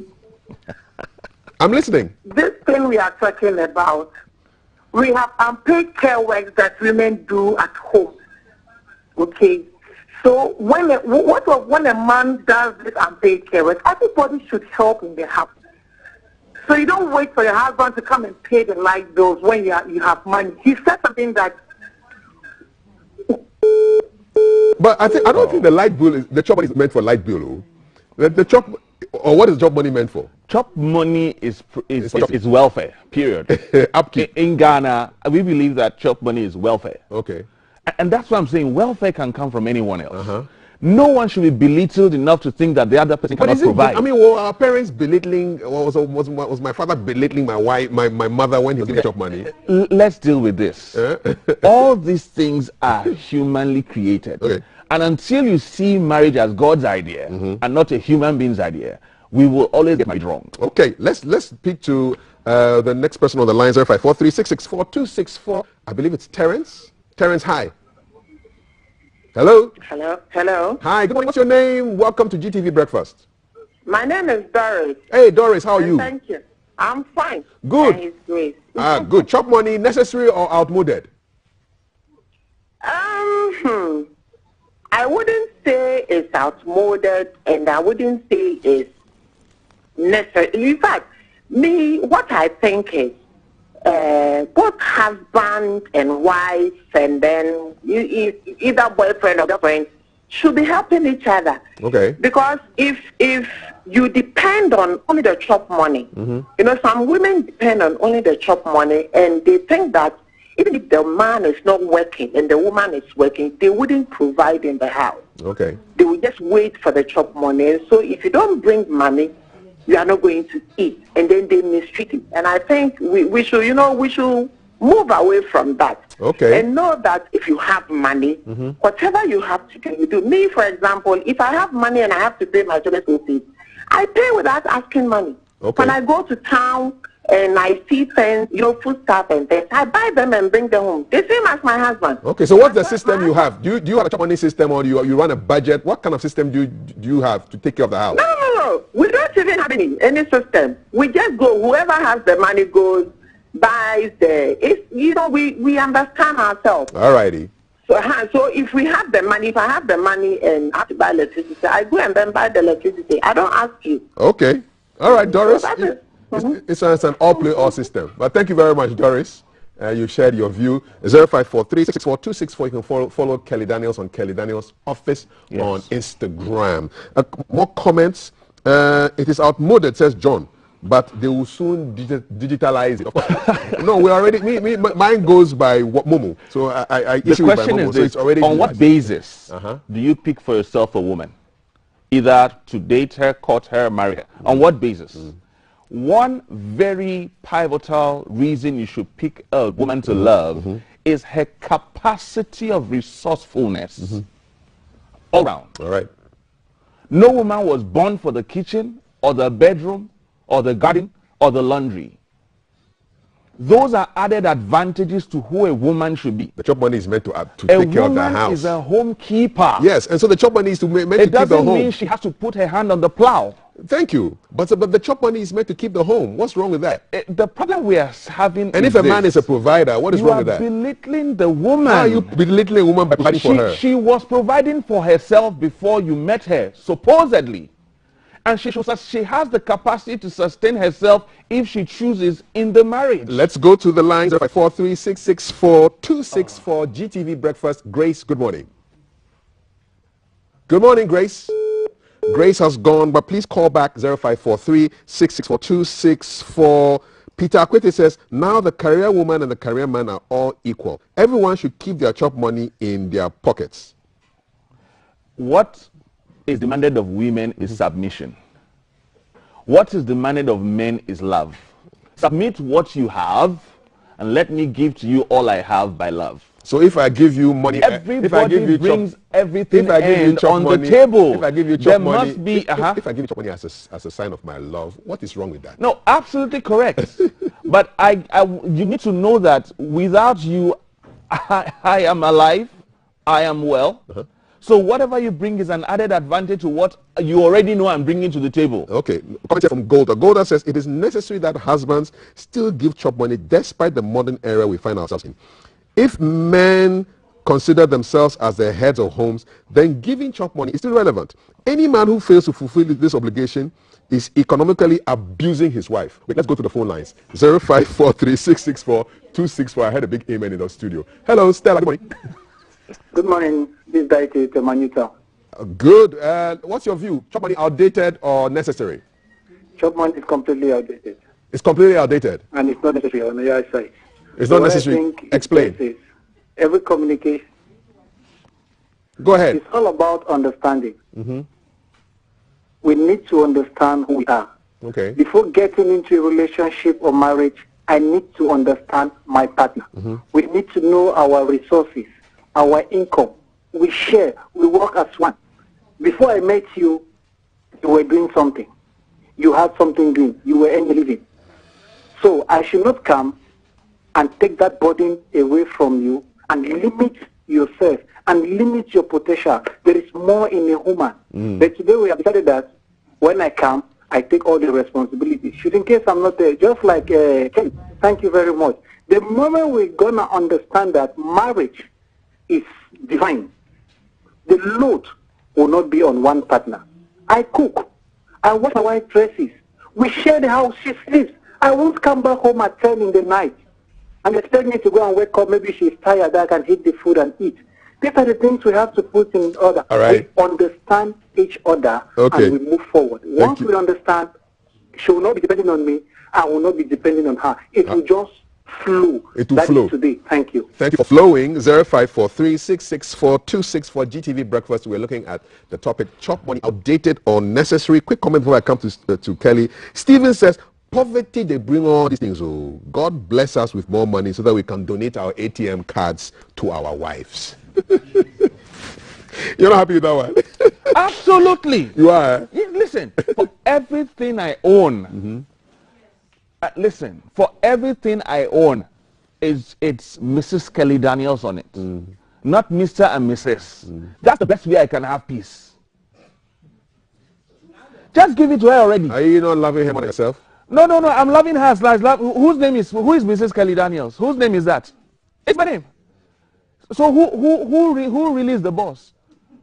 All right. If you want peace, write everything, write all the checks, sign it there, keep it there, and let her do whatever she wants to do. That's the greatest asset a man can have in his home is peace. It's peace. Let's choose not peace. Not sex, not food, but peace. Peace. 0543-664-264. We have another call on the line. This is GTV Breakfast. Good morning. Hi, good morning. Good morning. May I know your name and what you think of the topic?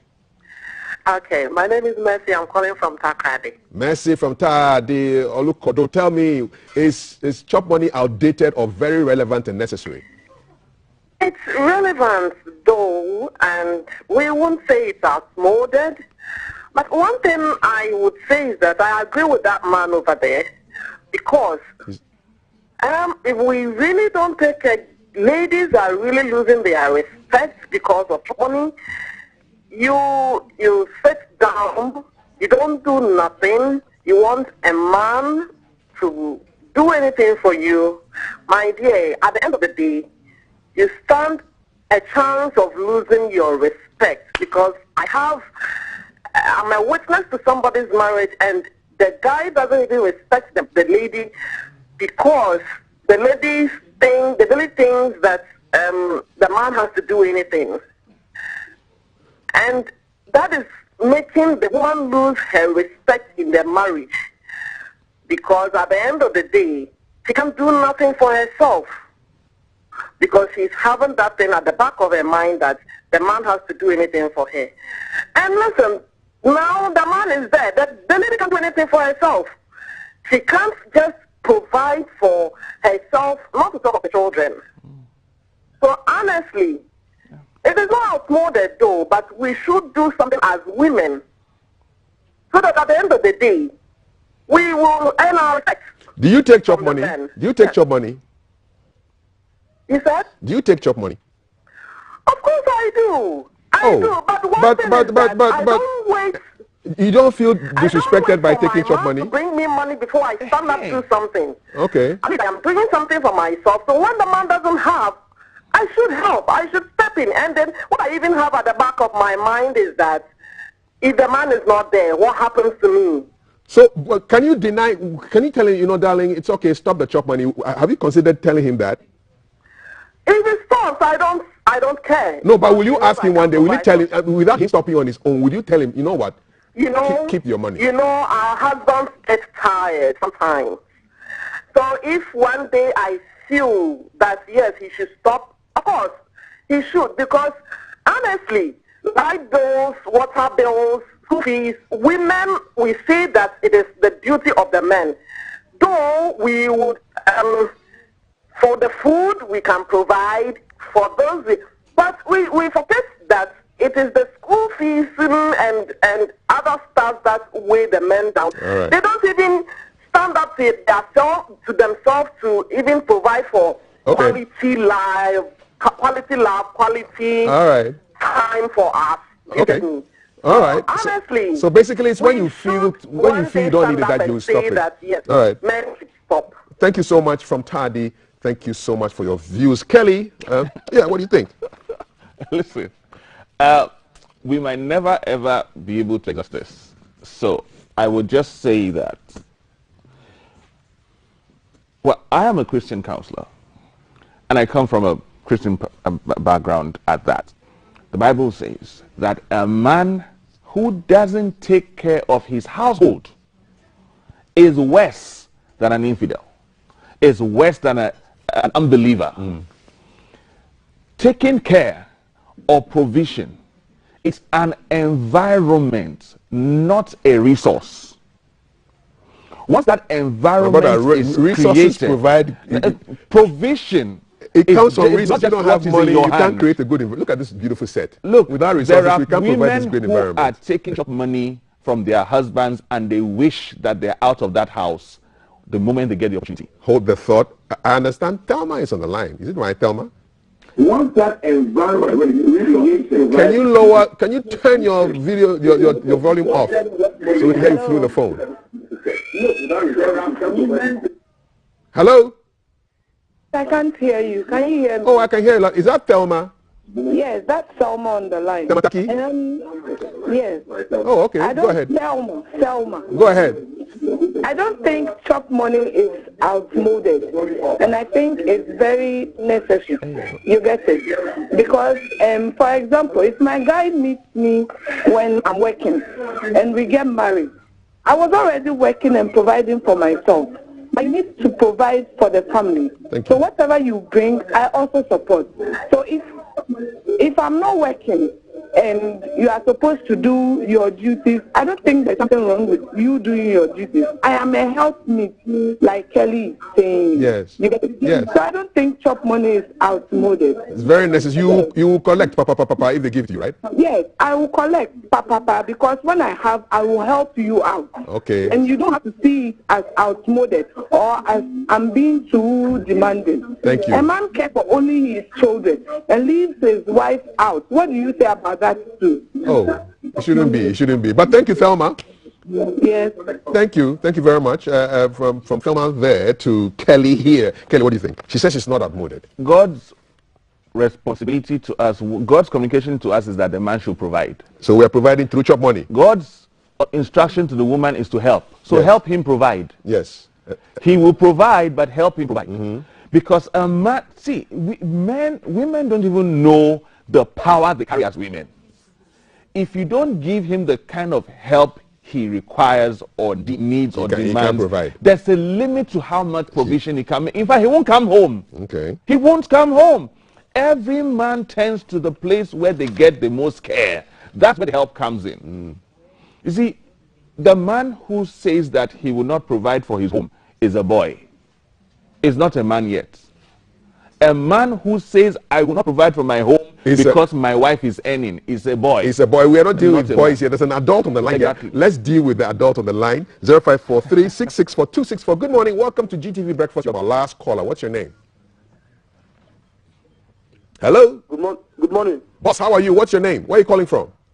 This is Nifio calling from Madabraka. Nifio from Madabraka. Chop money, outmoded or highly necessary?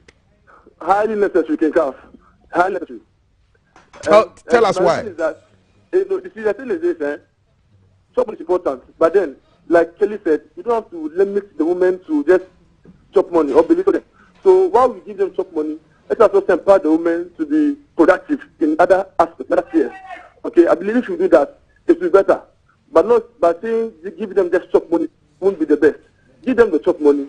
I know some women that when you give them chop money, okay, they keep some of the money.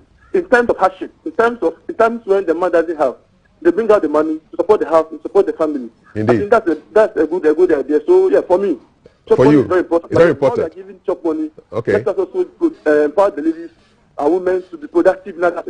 Thank you. Thank you. Thank you very much. If you remind me, I give chop money weekly, and there are days when I'm flat, I go to the woman and she gives me a loan, or she gives me a gift. It's not like a loan. She just gives me the money dash. So yes, get something. So it works for me as well. Real chop money is empowering the woman to be a helper. Alrighty. By the leadership you create for her. Okay. And one major leadership skill you must have is to empower her to be better than you. Okay. Awesome. Kelly, you didn't hear? No, I heard it. She must be better. You should make her better than you met her. We will have definitely. I agree with that. Quickly, as we wrap up. Right. I know it's Kelly Daniels' office on IG. Is there anything that is coming up that we should be excited about? Yes. So Wednesday next week we'll be having How Love Works at the National Theatre. I'm going to be giving seats to 100 people who would say I'm interested. So follow right now at Kelly Daniels' office. Send me your name and your number as long as you are. And say National Theatre. So your name, number, and National Theatre. It's going to be at National Theatre at 6 p.m. on Wednesday next week. Everyone must be seated by 5:30 so that exactly by 6 o'clock we start up. It's at National Theatre. It's called How Love Works. It's the Kelly Daniels Love Conference. I see you there, okay? All righty, man. Thanks a lot. Thank you. And that's how our conversation worked this morning on GTV Breakfast. We are now going from talking about money and love to food. We're taking over to the other side of the studio where Thelma and her cake boutiques and more are there for you. Take it away. You're back. Give me the phone. And so we are in studio. Nice. We are going to see what the final gobe zania looks like. Okay, Constance. And so now that you fried everything. Okay. So beef stew is ready, fried plantains ready, cheese shredded, vegetable ready. I've already made my plantains, and I'll chop it up with the beans. So this is like gobe, lasagna. Yeah. But made with beans. But made with beans, and so that explains the cheese part. Interesting. So there's a reason why you slice the plantains in that particular to look way. like pasta. Yes. Because she's trying to enact pasta, but using our local ingredients. Ideas. We are fusing it with Ghanaian ingredients and Ghanaian staples that would usually have at home. That's exciting. So now we're going to arrange our vegetables.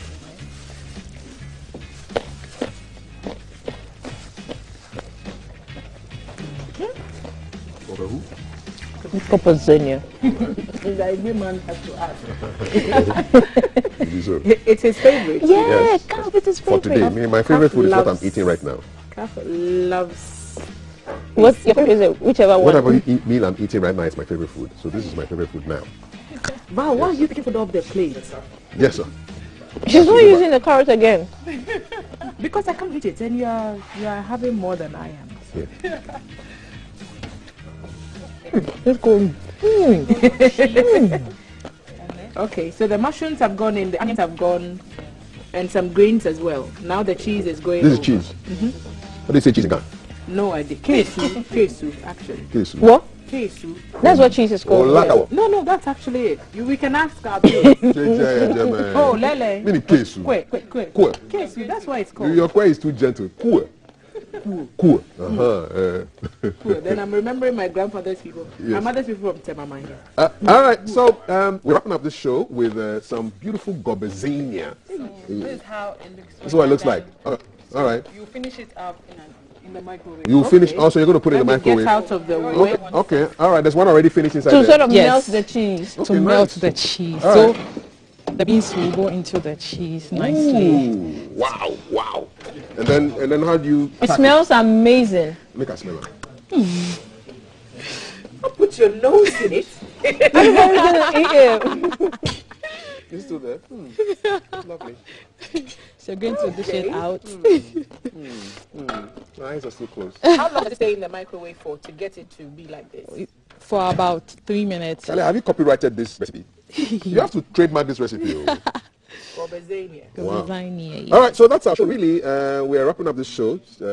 19th of November. Shout outs to Hazaka's ladies. They are playing the final of the CAF Women's Champions League today, 5 p.m. So we're going to be shouting them. We're shouting them out and wishing them the very, very best. Bring back the trophy. Bring back the We trophy. just won the trophy. That's so it. That's it. That's bring it. it back. Make us proud. No country. Just win it. Yes. Happy Win birthday it. to Mr. George Lomete and Willie Graham, whose birthday it is today, 19th of November. Wishing you all the very best. A quick acknowledgement to our sponsors. Yes. Awake Purified Mineral Water, Shield Acrylic Paints, and Don't Connect Energy Drink, Lufat, and Airtel Tigo, of course. Thanks to Red Cotton Clothing. Follow them, Red Cotton Boutique on Instagram, and get yourself lovely outfits like this. And also follow Cotton and the others, the other ladies, and cakes and boutiques. Underscore boutiques. Yes, yes. Follow them as well. Saraban GH for the kaftan. Let me confuse you with some airway before we go. So the weight is top. Okay. Now, confused is toto. Atoto is pineapple. Okay. Okay. Atoto. So there's toto, and atoto. Atoto, pineapple seller. All right. Okay. Now, atoto, pineapple seller. Wait. Right. Atoto, the pineapple seller is confused. Now, finally, I want to say the pineapple seller. Wait. Let me buy pineapple. Atoto. Mafle atoto. And if you're not confused, I don't know what your weekend is going to be like. So, Nijo, to. I've started. Oh, pineapples here. Oh, what does it taste? Hey, it tastes really good. This is yours. Take this one. Okay. Yes. Take your fork. There you go. Yes. This is a cool fork. What is the black stuff that is there that I don't? Hey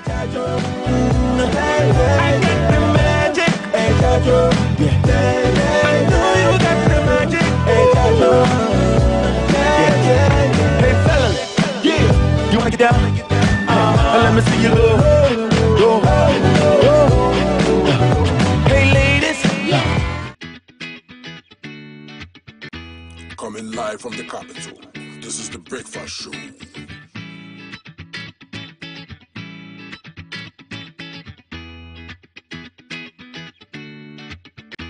Coming live from the capital. This is the Breakfast Show.